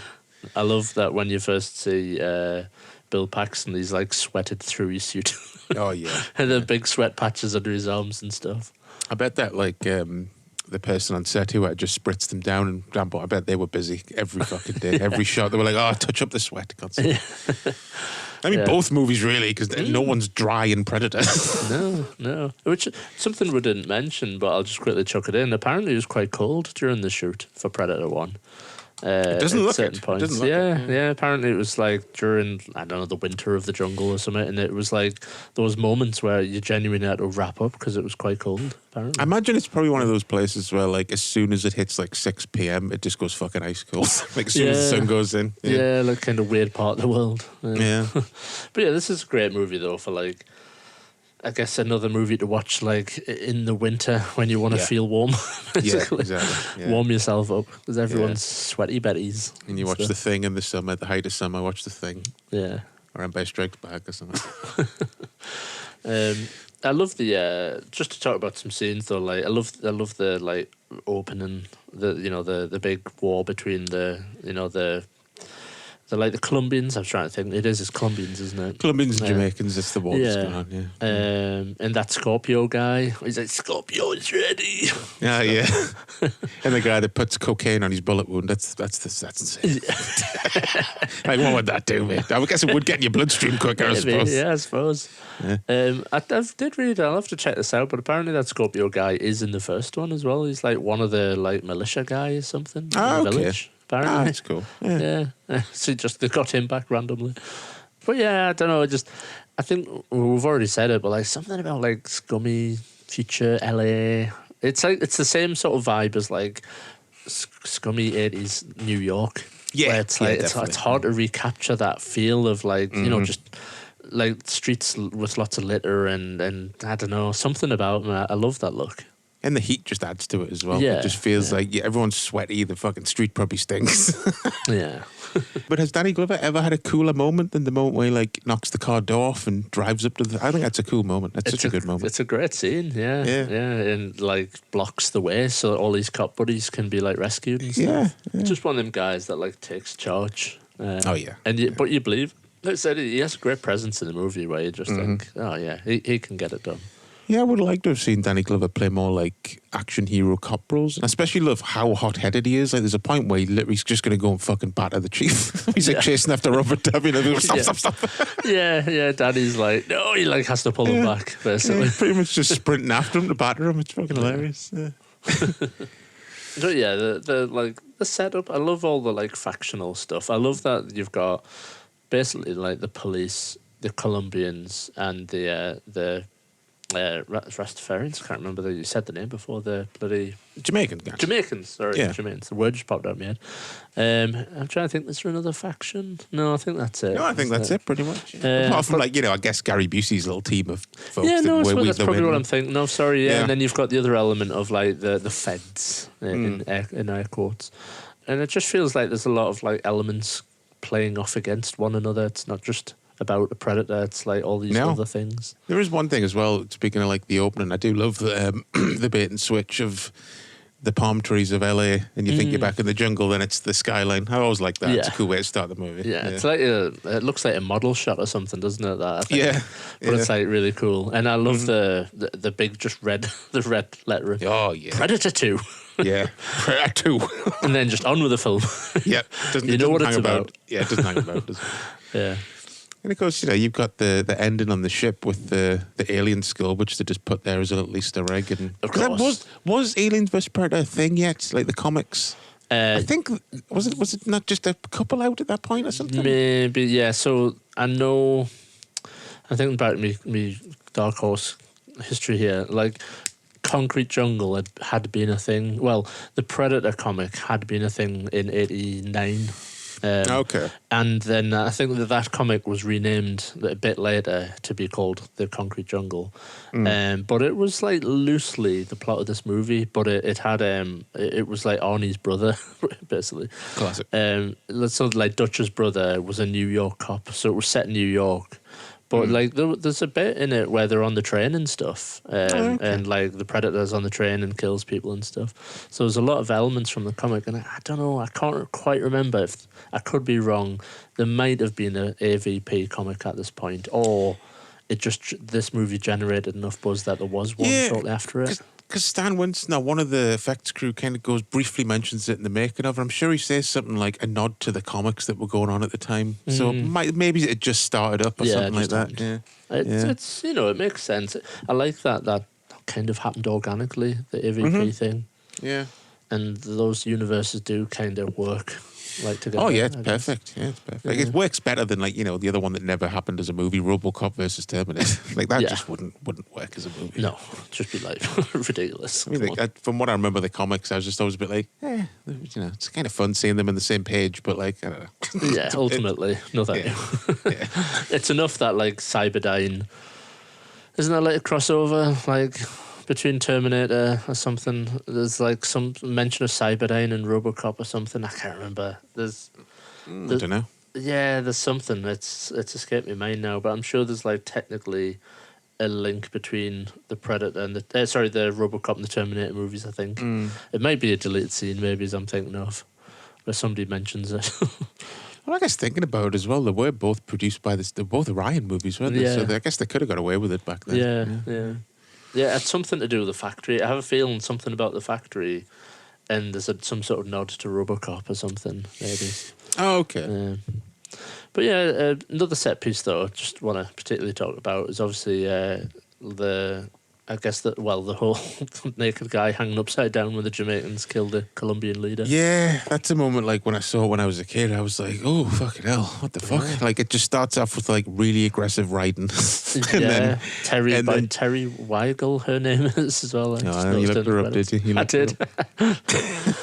And then just the brutal. I mean, obviously, you can tell it's been trimmed quite a bit because they mentioned later that he had his heart pulled out, so you don't see any of that shit. No. But just the brutality of just hanging upside down naked and just fucking gutting him. And and the guy's like obviously scared, and he's like, "Oh, I'll give you money and stuff." Yeah, it's just a brutal scene, and the bit you used to quote all the time, the fucking voodoo magic man. Fucking magic man. It's a great moment in the movie. It is. And that guy's snazzy as fuck with his gold pants. Oh yeah, he looks great. Yeah, I just love how they're just they're trolling the shit out of him. Basically. Yeah. I think his character's called Gold Tooth. I think in the credits. He's got a lot of gold teeth. And again, a great moment where the Predator. It's a moment that stuck in my head as a kid. He's got all the tools basically in that scene. All the new gadgets come out to play basically. Because you don't really get a moment like that in the first one where the Predator just like shows what he can do. But I guess it's because it's two things. One, it's a sequel, so they want to be bigger and better. So they have a Predator taking on a whole gang of people. But also, like, it fits the character of he's just like a brash young hunter who's just going mental in the city. Yeah. And I think that's it's cool that that's probably his downfall. I guess really. Yeah. That he's too like brash and like taking chances and stuff. Yeah. Basically, just cool. I just wish though, like I said, I want to see the fucking full and cut version of that like razor netting that he just pins that guy at the wall with, because you can tell they've like built like a whole prosthetic body to like get rip through. You can see like a second of it. Split second, and then it cuts away from it. Yeah. I like the setup where the spear gets lodged up in the rafters, and then like the setup where Danny goes to like get it and stuff. And I think in some ways I almost think like maybe just overthinking it, but I think like the Predator like left it there deliberately so that Danny would like go and get it, and then he would wait for Danny and kill him and stuff as a whole mindfuckery to Harrigan and stuff. But I think one grim thing that leads on, so maybe it's a bit of a criticism of this movie, and I mentioned it when we were talking about the cast. When Harrigan finds the spear tip, which happens off camera, which I always think is a bit odd. Well, firstly, Danny's death is like announced off screen to the characters. They just like know about it. And then he's like, I found this like in Danny's hands, and this is what he died for. And they go to see some fucking doctor. And that whole scene, I hate that scene. Oh, they've got to explain it somehow. It's not well acted. I mean, no offense to the lady. No offense to Joey's grandma. Yeah, but like she's delivering the lines really clumsily. She's not like invested at all. I'm trying to think. I did make note which was essentially like, "Oh, your scum friend was basically boned like a fish. That he was killed like a bitch and stuff." She just like brutally describes like how Danny was like killed to Harrigan, which I was like, would you deliver the line like that? She literally says was boned like a fish. So it's a guy's mate, for fuck's sake, calm down. But then she's like, I have never seen metal of this kind anywhere on this earth, and it's like, it's such a like clumsy scene. Yeah. Not her fault though. It's the writing of anything. I guess. She probably saw it and was like, how the fuck am I going to say this? Like the like director was like, and cut. She was like, money please, I'm done.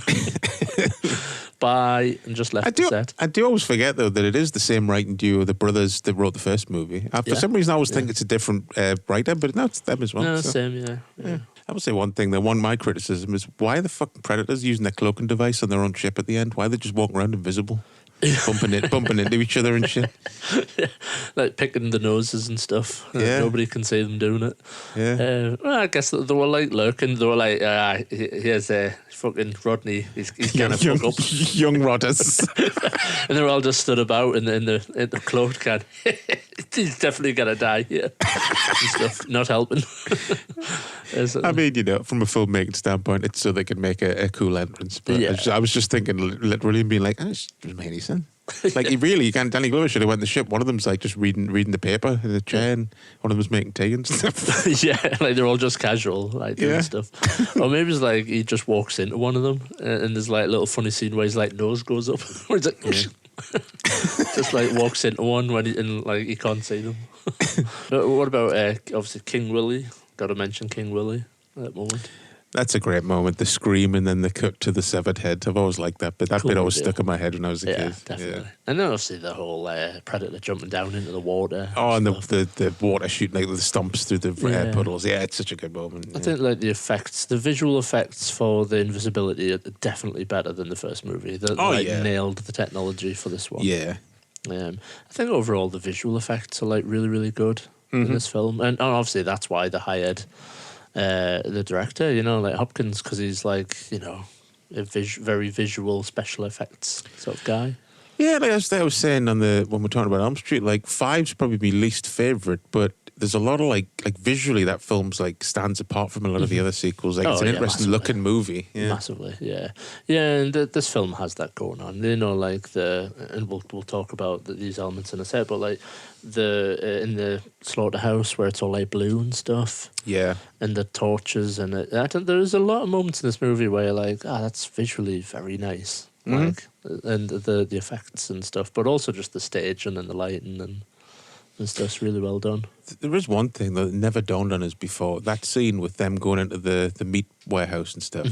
It's essentially beat for beat the fucking hive ambush from Aliens. It's the same scene. Oh yeah, I think that's what they were going for. Yeah, there must have been. Yeah. 'Cause I don't know why it's never dawned on us. I was watching it going, it's the exact same scene. Yeah, the whole like cameras, and there's a guy like watching like Yeah. on their screens and stuff. And then Is it goes tits up, and Danny Glover's like, I'm going in, just like Yeah. Ripley does and stuff. Yeah. I think that surely was a deliberate like. Most likely. thing. I mean, it's Predator 2, Aliens, most Yeah. likely. Yeah. Is that I meant to check the cast list, but is the guy from True Lies? Oh, Tom Arnold. Yeah, Tom. Nah, Yeah, that's his name. It kind of looked like Tom Arnold, and I was like, "Is that Tom Arnold? Like a young Tom Arnold?" Need a No, I don't IMDb think- that. pretty Yeah, sure just it's not. for a split second, it kind of looks like him. It just sprang into my mind. I completely forgot to look because I don't think it is, because I probably would have known that, but just watching it this time, I thought surely not. It'd be funny if it was just his character from True Lies. Just making inappropriate jokes about abortions and stuff. Yeah, totally. But yeah, I suppose we should talk about. We've not touched on the Boosie. Of And then I was course. just going to say, we haven't touched on the Boos, Yeah, like mad that he's in this film. who was just found guilty of, like, was it like sexual misconduct lately? And he's on probation. Yeah. He was groping people at a horror convention. Yeah. Oh, but I can only think it's because of the head injury, maybe. I mean, Fucking car crash. people say, because the head injury happened in 88, and people do say he did change, obviously, after that. And now he's old. And Yeah, I can't imagine a head injury is going to, like there was that bad. It was really bad, the head injury. Oh, I was looking at him going, how the fuck is he alive? Like, it's Yeah. crazy. Yeah. So when you have an injury like that in your, like, 40s, when you get older, it's going to affect your mind a lot more than... Certainly not going to make you like better than the average No. 70-year-old. Is it really No, going to make no. you worse? Yeah. But yeah, I like Busey in the movie. I mean, I always like when Busey turns up, especially in a 80s, 90s action movie. Is undeniably a good person to hate, basically. Isn't Yeah, he? Like he plays that character really well. That like Under Siege, Lethal Weapon, in this are like such standout performances in terms of like, oh, that fucking bastard. Even though out of all three, in this one, he's not necessarily a villain. He's just like a pain in the arse, like overambitious government guy who's like the complete opposite of Danny Glover's character. So you hate him because of that. I always like to think that the way this film happened was they're like, right, so Gary Bruce, they're like, right, this is the scene where Peter Keyes dies. The Predator just kind of shoots him, and now Peter Keyes is dead. And then they were like, next day they were in the middle of filming like where Gary Busey's like fighting where Danny Glover's fighting the Predator, and then just Busey just turned up on set fully dressed, makeup on, and just was like, I'm back and stuff. And they're Yeah. like, no, Gary, you're Yeah. dead. And then they're like, oh, just fucking let him have his bit. Whip up a fucking effect quickly. So I was like to think that's my headcanon. Gary Busey was not supposed to come back, but he just came back. He just turned up the next. He was finished. That was his last day of shooting his death scene, and then he just turned up the next day. He kept his costume. Like we always, I think every Busey movie we always create a scene that wasn't supposed to, like him in drag and Under Siege was just he just turned up like that. The day. That's what we always like to believe. Like he turned up one day, like on the set, like dressed as Buddy Holly or something on Predator 2. And they were like, oh, for fuck's sake. No, that was like 15 years ago, Gary. Getting all mixed up and stuff. So I think we'll review Lethal Weapon 1. You the bit at the end where Mr. Joshua like shoots the two cops in the car. You were just like, and Busey actually killed those policemen. Like, that was the ad lib for that day. Like, oh fucking hell! Why do we keep hiring Gary Busey? But yeah, bless him. I love it. It's been a while since I watched the making of, but I know he has loads of like choice bits in the making of. Every time he's fucking on camera, there's him just sitting down being interviewed for like an EPK for the movie or something. Where he's kind of normal, but then there's a bit where he just rambles. And I was like, when I messaged you, I was like, he's saying like he's the guy responsible for the botched mission in the first movie, and I was like, is that canon? No, it's probably not. Isn't and there then a he bit just where goes on about quantum physics. I was just about to say there's a bit where he rambles about like quantum physics and relativity and stuff. Yeah. And he's like, and the Predator knows these answers, and me and my team, we need to sit the Predator down and ask him what he knows and why does he do these things. Yeah. Like, what the fuck? And then when he's like, I really like Maria Conchita Alonso. She likes onions and garlic. Okay. Doesn't she like? He brings her like an Oreo or something. Yeah, there's something about Oreos. Yeah, then she gives him an Oreo and he just leaves. He's like a child. So strange, but yeah, I like these extra bits in that. I believe his role was kind of going to be Arnie's role. I've Probably heard that not before, exactly yeah. the same, but like it was going to be like Arnie was now leading a team that was here to capture the Predator. Yeah, I've heard that before, yeah. Yeah, and when it fell through, they were like, get Brucey instead. Yeah. Why not? Not the most obvious choice, but it worked. Arnie Busey. But yeah, to kind of like move towards wrapping up the movie, I like the fact that Danny Glover just kicks the Predator's ass, basically. He kind of does, yeah. Like, he baits him into chasing him through the slaughterhouse, then spins round and blows him away with a shotgun. It's him that takes his helmet off. It's not the Predator. Like, he takes Danny Glover. I always forget he takes the helmet off. Yeah, yeah. And then, like, chops his arm off. Obviously, like, I mean, this Predator's a bit of a bitch. He gets slightly beaten, and then he's just straight away like, I'm just kind of blowing myself up. Yeah. I always think, like, that seems premature, that he's going to blow himself up at this point. But yeah, Danny Glover, like, stops that. He uses the Frisbee thing on him. Yeah. Cuts his arm off. Yes, I'd love that whole just like, you know, I don't know, why the fuck does he smash the mirror and put the glass in the sink? And the bits of like wall and stuff. I never really understand why he does that. I think there's like some sign. I always assume there's some signs behind it, like the chalk from the stuff, the tiles, and then like something from the mirror, like mercury. I don't know. There's got to be some signs. I'm sure there's something. It just looks like he puts a bunch of glass and fucking tiles in the sink and then rips the mirror and puts the mirror on the sink, then puts his little Bunsen burner on that. Yeah. I'm just like, what's he doing? Yeah. It's quite a fascinating scene, really. Oh, yeah. It's one of my favourite scenes, Yeah. But yeah, I mean, let's say they made a Predator 3, though, in like 1993 or something, instead of waiting and then doing fucking AVP and like whenever the fuck that came out. Yeah. Who would you have cast as the lead and like where would it be? What would the location be this thing? So you had the jungle, you've had the city, so they'd have to do something different. Yeah, I mean, I know there was talk of doing like a period movie, like setting it in like, you know, like Nazi Germany or 19... No, I think that came later actually, but I think there was talk about like exploring the whole gun from 1917. Yeah, which they eventually kind of did with Prey, right? That's kind of a more period set movie. Yeah, but I don't know, maybe it was right for the franchise, you know, that it went on hiatus, because I think the problem with the Predator franchise is it doesn't ultimately have much legs. It's like it's about a creature that comes to Earth to hunt humans, and one character turns the tables by the end of the movie. So I think it's difficult to like. Yeah, you couldn't do that really. Yeah, I know what you mean. You'd be taking the piss doing that more than twice, really, wouldn't you? Yeah, and it's kind of similar with Alien to a certain degree. Like, where do you meaningfully take the franchise without it Yeah. just being like "Ugh, same thing again"? Same with Jaws. It's the same with all these things, really. Well, where it's, it's like, it's the curse of sequels. It's like, what the fuck do you do now? Yeah. Without disappointing people or just giving them more the fucking same. Yeah. So. I mean, Maybe my it's- idea was set it in ancient China. yeah, And it's just fucking Predator versus Bolo. And by the end, the Predator just gives up because Bolo's too terrifying. yeah, maybe that'd be kind of cool. Comes face to face with Bolo and he just doesn't move. That would be cool, to be fair. He just does the Bolo like dragon face, Then he and just does the dragon face. The Predator's like, whoa! The he fuck? backs away from him. Going, Yeah. Like an anime Oh. character.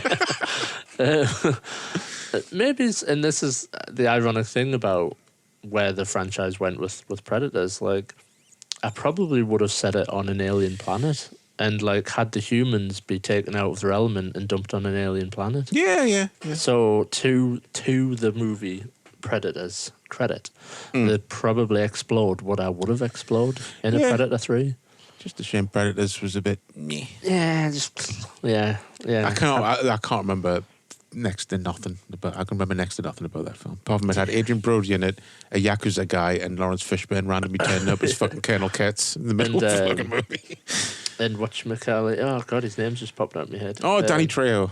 Danny Trejo, but the other one, oh god, Baby Billy from thingy. Walton Goggins is in Walton it. Goggins is in it, yeah. Is he? Yeah, Fucking hell. he plays like a convict.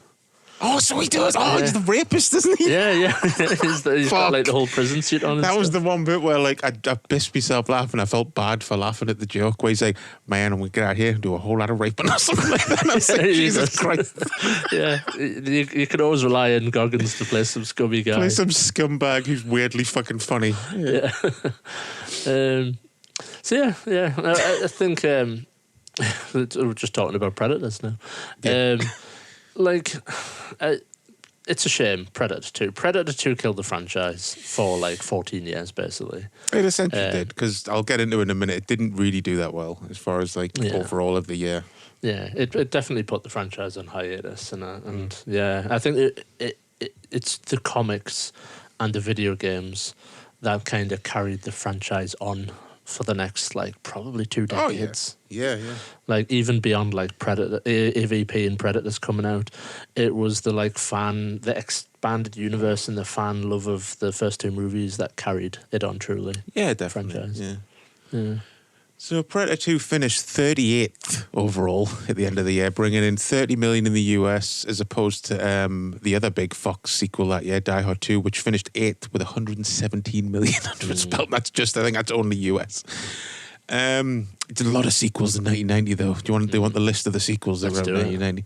Die Hard 2, Predator 2, RoboCop 2, Young Guns 2, Back to the Future 3, Gremlins 2, Rocky 5, Child's Play 2, Godfather 3, Exorcist 3, Look Who's Talking 2, Christmas Vacation, Chainsaw Massacre 3, Class 1999, Delta Force 2, and Henry V. Just throw that in for a laugh at the end. They went too far with that 5th movie. This should have stopped after Henry II. Let's be honest. No, that's a lot of sequels. I A mean, lot of again, sequels in 1 year.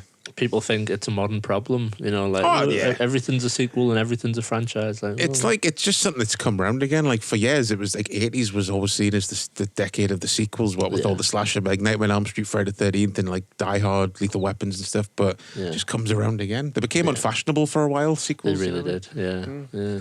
I think I would probably, I mentioned it, but I would put it similarly to side by side to RoboCop 2. Like, I think it has a really fond place in me memory as a movie. Mm-hmm. I like a lot of elements of the movie. I think its biggest problem is it's not as good as the first film, Why not? which is like, you know, it's an impossible standard to live up to. Yeah. It's slightly meaner than the first film in a weird way, and I kind of like it for that. Yeah, me too. And yeah, so yeah, it's very much in the same headspace as RoboCop 2, Predator 2, basically.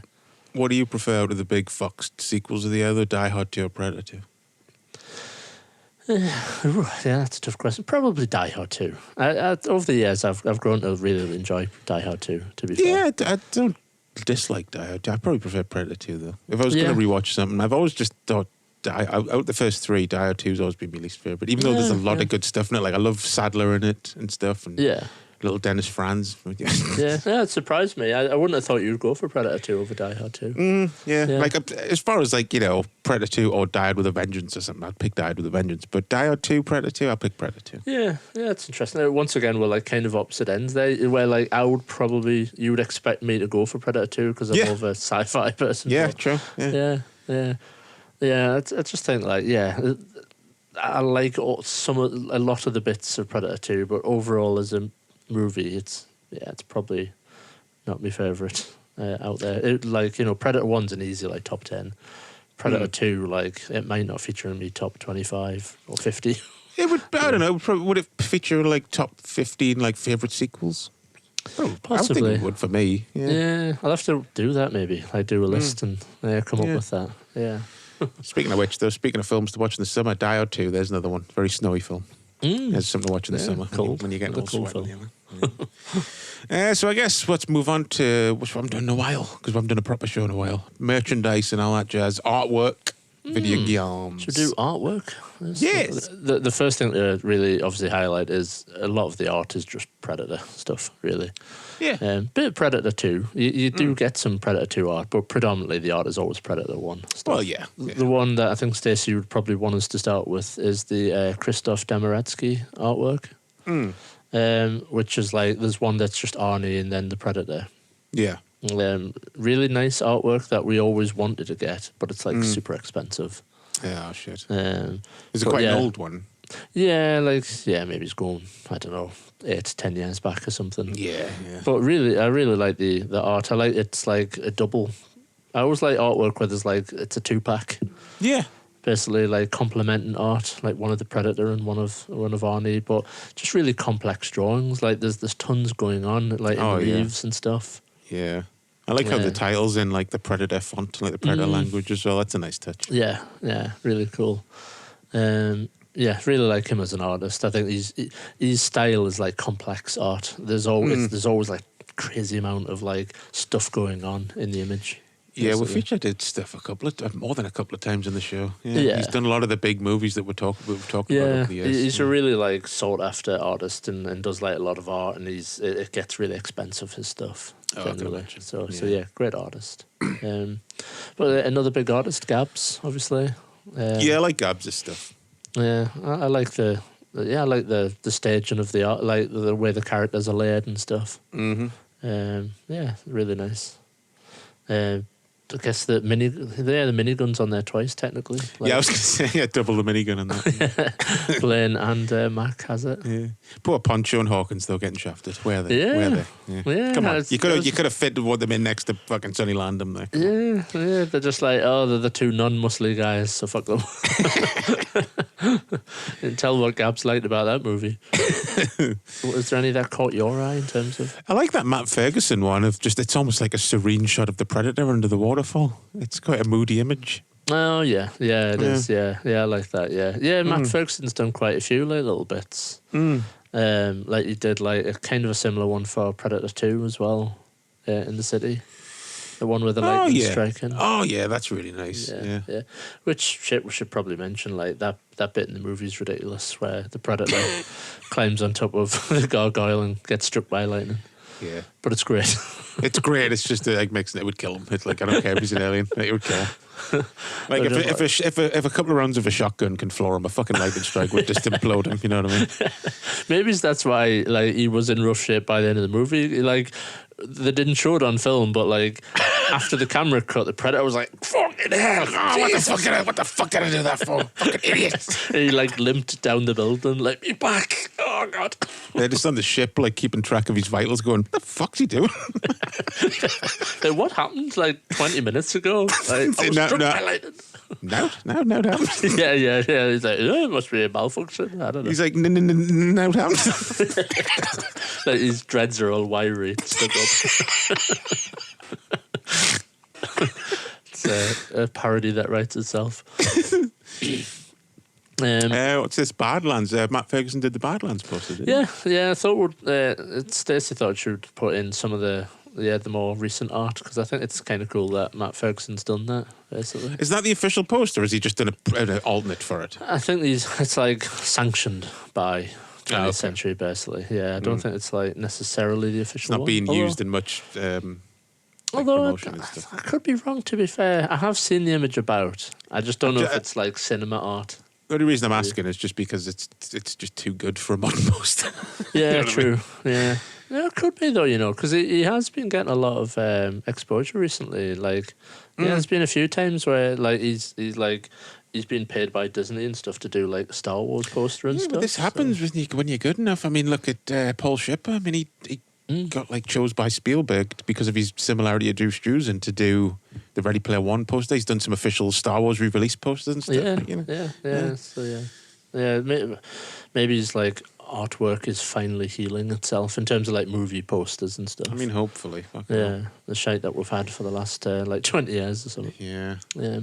But just call out the Ruiz Burgos prints, the two Predator 2 prints. Oh yeah, they're Website nice, and yeah. alternate. Like I've got them, and they're really nice in person. Like look stunning. Just Busey looking all melted. yeah, the attack. With makeup he did himself, basically. Yeah, so they're really good prints. Shout out to the comedy poster by Boris Tarasenko, the white one that's got. It looks like it's a romance movie. Oh, I've seen that before. I wondered where that came from. Just kind of reframing what the movie's about. Oh, that's good. So yeah, it's one of those movies, Predator, that just kind of gets a lot of attention in the art Well, world, yeah. rightly so. Yeah. And like we're saying, there's just a lot of iconic moments and shots in that film, which just make for great reference for doing some cool artwork. Yeah. So yeah, we'll have to give him a shout out to Instagram, I guess, get a couple on Yeah. and whatnot. Moving on to, well, do you want to talk about the Blu-rays and things first? And Yeah, I physical releases? fucking arsed up my job of doing that because I completely forgot because it's been a while since we've done this kind of stuff. And I even thought before, I was like, right before I started recording, I'm like, I wonder if Landon's going to do like artwork and stuff. And I was like, oh shit, I forgot my part. But yeah, I mean, it's Predator has had a rough history on Blu-ray for a while where there was that fucking super DNR'd, waxy as fuck version that everyone hated. And then did they do like a 3D one? Am I thinking of something else? Or was that Terminator? Where like the 3D that was Terminator, Blu-ray? yeah. But they did it slightly better. Yeah. But you said you got the 4Ks both recently and they both look really nice. So Yeah. So I got like, it's kind of like the ones that are quite dark, both covers. They just got like a shot of the Predator on them. But good God, yeah. They're both, I mean, the second one's probably the biggest like step up in terms of quality. yeah. But they both look really good. I'm pleased to say the first one's like pin sharp. Oh, that's good. They haven't fucked around with the colour or anything. Lots of grain, like during the night scenes and stuff. Yeah. Highly worth buying now, I think, both those movies on That's on good. 4K. Yeah. Because I always put off buying Predator on Blu-ray because it seemed like every couple of years there'd be a new release and everyone would have their fingers crossed and people would just be like, no, it still looks weird and shit. But it's mad that, like, when we're talking about doing this, and then I thought about it and, like, God, I don't own Predator on its own. Like, the only way I owned Predator prior to getting the 4Ks was I had a trilogy box set. That I guess I must have bought in like a sale, maybe at some point or something, one of them HMV sales. It's got like 1, 2 and Predators on, and that's the version that's like everyone's smooth as fuck Yeah. and stuff. So yeah, Crazy like one of my all-time favorite movies, but I just didn't own it physically. But so that's kind of telling how underloved it has been, basically. Like I think like all the releases that came out like package and extras wise were good. It's just the transfers were just fucking weird and shit for some. It's one of the early ones I can remember where it was like, what the fuck happened? And then everyone started talking about like noise reduction where they would just run it through a filter and it looked awful.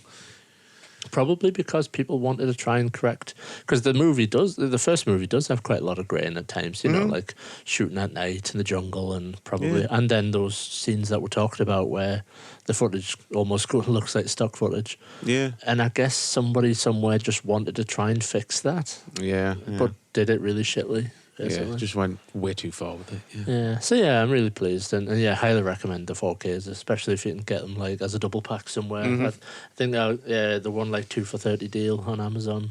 Oh, nice. So pleased. Funnily enough, actually, funny story. You could buy the 4K box set of 1, 2, and Predators for £30, Yeah. or just get 1 and 2 for £30. And I just got 1 and 2. I was like, no. Fucking Predator stinking at me shelf. Yeah, I just prefer to just have the 2 films separately and fuck you, Predators. I guess video games. I mean, we did a little video playing through Predator 2 on like the Mega Drive, I think, which was a Yes, it was. Okay. Yeah, the like isometric game. with the little Geordie guys going, help, help, help, man. I went back to that and played a little bit more of it on my own, and it's not bad, once you get the swing of it. Yeah, it was quite fun. There's later on. There's like a slaughterhouse like level and stuff. Oh, nice. So they did the beats, and it's one of them games where I feel like, was it a Predator game or did they just slap something else? Did they slap Predator on it? Because early on, it almost feels like it could be any sort of like crime game, basically. Yeah. But then there's like a Predator turns up now and then. It's an interesting one, Predator, because obviously the rushed out a NES game, which just wanted to like talk about, which is just diabolical as a game goes.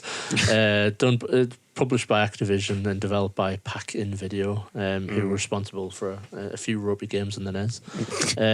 Loosely based on the SNES, on the film itself. And when I say game that was probably something else than slap Predator on, this game definitely has that problem, because most of the enemies are like blobs and bubbles and like little mutants with wings and stuff.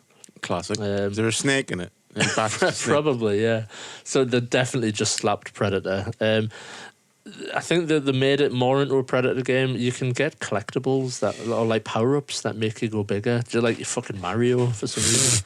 And when you go bigger, it looks more like Dutch, and then there is actually a Predator that comes and you fight him or something. But the game itself's terrible. I played it briefly on emulation and was like, oh my God. Damn it, that's what we should have done when we were doing all those games. We should have, yeah. I didn't realise there was an actual Predator game. I thought it was only Predator 2. No, there is, yeah. And then, like, on a similar vein, so a game that maybe we should do is on the Commodore 64, there was one. Oh, lovely. Which is a dreadful side-scrolling game. The sprites, for the time, the sprites and the graphics aren't too bad. You're quite like a big sprite character of Dutch walking through the jungle. It even has, like, foreground effects. There's, like, bushes and stuff in the foreground, so it's not bad. You pick up guns from like fallen comrades, and you it's like you're on the way to the village attacking people. Like, so the primary enemy are like humans. Okay, so they just elongated the first half of the movie, basically. But because it's a Commodore 64 game, you pick up a gun and you've got like 7 bullets, and once you've fired all 7 bullets, you're just fucked. There's like, you can't do anything else, and you just have to die. So it's a very strange game. Meanly hard. But then moving forward a little bit, there was... did you ever play Concrete Jungle on the Xbox and PS2? No, but funnily enough, my DVD of Predator 2 was an advert in it inside, in a little leaflet for when it was coming out. Because it was... I don't know if it came late in the cycle, or... I just have a feeling it came out with little to no fanfare. But I enjoyed that. I think that was like an actual proper Predator game. Had its own story. You played as like a Predator that you had fucked up. You're supposed to be like hundreds of years old. The Predator. The Predator's called Scarface, and you accidentally got beaten by humans, and you fled Earth and you left your technology on Earth by mistake. And as punishment, your Predator got banished to like a hostile planet, and then like 100 years later, you're forced to go back to Earth to like get the technology back, because like Earth's like, you've like affected the course of like history. Like the Earth now has all your technology and stuff, and so it's kind of a mad like unique story. It didn't just do like carbon copy of the Predator movies out. But for the time anyway, I think playing it now on emulation, it's a little bit quaint and janky. It kind of, the closest I can describe it, it feels like a bit of a Soul Reaver game, like the Okay. gameplay. Like you get upgrades throughout the game and stuff. But there's lots of cool things, like you can, you have to mimic people's voices to unlock doors and stuff and things. So they found clever ways to use the technology. And it's all everything's there. The spear gun, the invisibility, the disc, all the technology's there that you'd want. Oh, cool. So not a bad game. And then just to wrap up, because I'm not going to talk about them all, but I'll was put gonna them all say in this- one pot. Alien AVP games, basically. Yeah, the AVP games. There's a whole raft of them. AVP, AVP2, AVP 2000, AVP Extinction, and then AVP 2010. They're all largely good games. I think there's a lot of fun to be had in them. I think AVP 2 is the only one. Was that the one you gave me? And you could, was that the one where you could be an alien, a predator, or a marine? Yes, yeah. Yeah, that was a fucking good game for its time. Yeah, it was great. Like, very different feeling campaigns and stuff. Yeah. Probably ahead of the time. At least the AVP 1 and 2, they were like well ahead of the time. Yeah. Good games. I Yeah. still remember in that shop in town, Fauna, where like they had an Atari Jaguar and everyone was just, it had AVP running on it and everyone was just always in a queue to play it. Yeah. I mean that was a mad game in itself. The very, very first AVP, on the Jaguar. Like again, well ahead of its time, basically. Yeah. I mean, you look at it now and you think, good God, looks horrific. Yeah. But at the time, I was like, Oh, yeah. oh my God, it can't get Yeah. any better than this. What was, I've just thought there, what was the game that essentially used a photo of Arnie on its cover? It's like Contra. Yeah, Contra, yeah. Yeah. It just changed the face. Because the characters, I think the other character's like Rambo or something. It's supposed to be Yeah. like Arnie and Stallone. Yeah. I love that like thing that they did back then, because obviously like Metal Gear Solid 1, it was just Michael Biehn from Terminator. That's right. Yeah. They just slightly changed the face. We're like, Yeah. no one's going to sue us because we're in Japan. Yeah. Crazy. Probably surprising, and I think this is telling of the franchise that there aren't more like big Predator games. What was that one? There was a new one a couple of years ago, wasn't there? That was like a multiplayer kind of game that I think it kind of Yes. came and went. Yeah, I Hunting didn't- Grounds or something? Was it Yeah, that I was one? going to say Hunting Grounds. Yeah, where one person played as the Predator. That's right. Yeah. yeah. So it's I kind of like always- Dead by Daylight kind of thing. Yeah. I always like, exclude those games from my head space because I'm just not a like fan of those games. But I know they Yeah. massively have a space. Oh, in, yeah. in the landscape of gaming, like you said, like Dead by Daylight or whatever they're called. Yeah, and all yeah. that. But I would like a game. I would like a really solid Predator game that was very similar to like Batman Arkham or something, Oh, yes. That where it's like a full city and you can just bomb or a jungle or something, but you can just bomb around. You can upgrade your gear. And then it's story driven, but you've got stealth and action. I think it would work really. Somebody should just mod Batman Arkham City. that would be amazing. Fucking Predator mod. basically. Now, if it was like the late 90s, that would have been done already. What were the mods back then? Yeah. Definitely. Champion Cinema. I guess that wraps it up there. Nice, girthy, chunky 2-hour show. Just I was about going to say Predator. we'll just be coming up to 2 hours with a Yeah. little bit of edits, I guess. So next show for December, they're not really Christmas movies, but we did Die Hard 1 and 2 last year, so we're going to do Die Hard 3 and 4, because they never made any more after that. They just did No. 3 and 4. And then I'm that- surprised they didn't, but thankfully they didn't. Anyway, I'm sure we'll briefly talk about the 5th one at the end. most likely. Because I can't be asked to watch it again and do a full review for it, because it's not that memorable. So we'll just briefly mention it. So yeah, Die Hard with a Vengeance and Die Hard 4.0 or Live Free and Die Hard, whichever country you're in. It'll be interesting to see 4 again, like for the third time, I guess. So yeah, until then, folks, you can catch us on Instagram at Champion Cinema Pod, and go rate and review the show on all your podcast platforms. Yeah. Okay, I'm trying to think of a line that fits in, but all my brain's given us is get to the chopper. But Yeah, I'll just say Major. That's all I'm going to say. So until next time, folks, I'll see you in the jungle. oh, damn. Well, I'll just see you on the heap, as usual. Say in the city. I see you in the city, son of a bitch. There you go.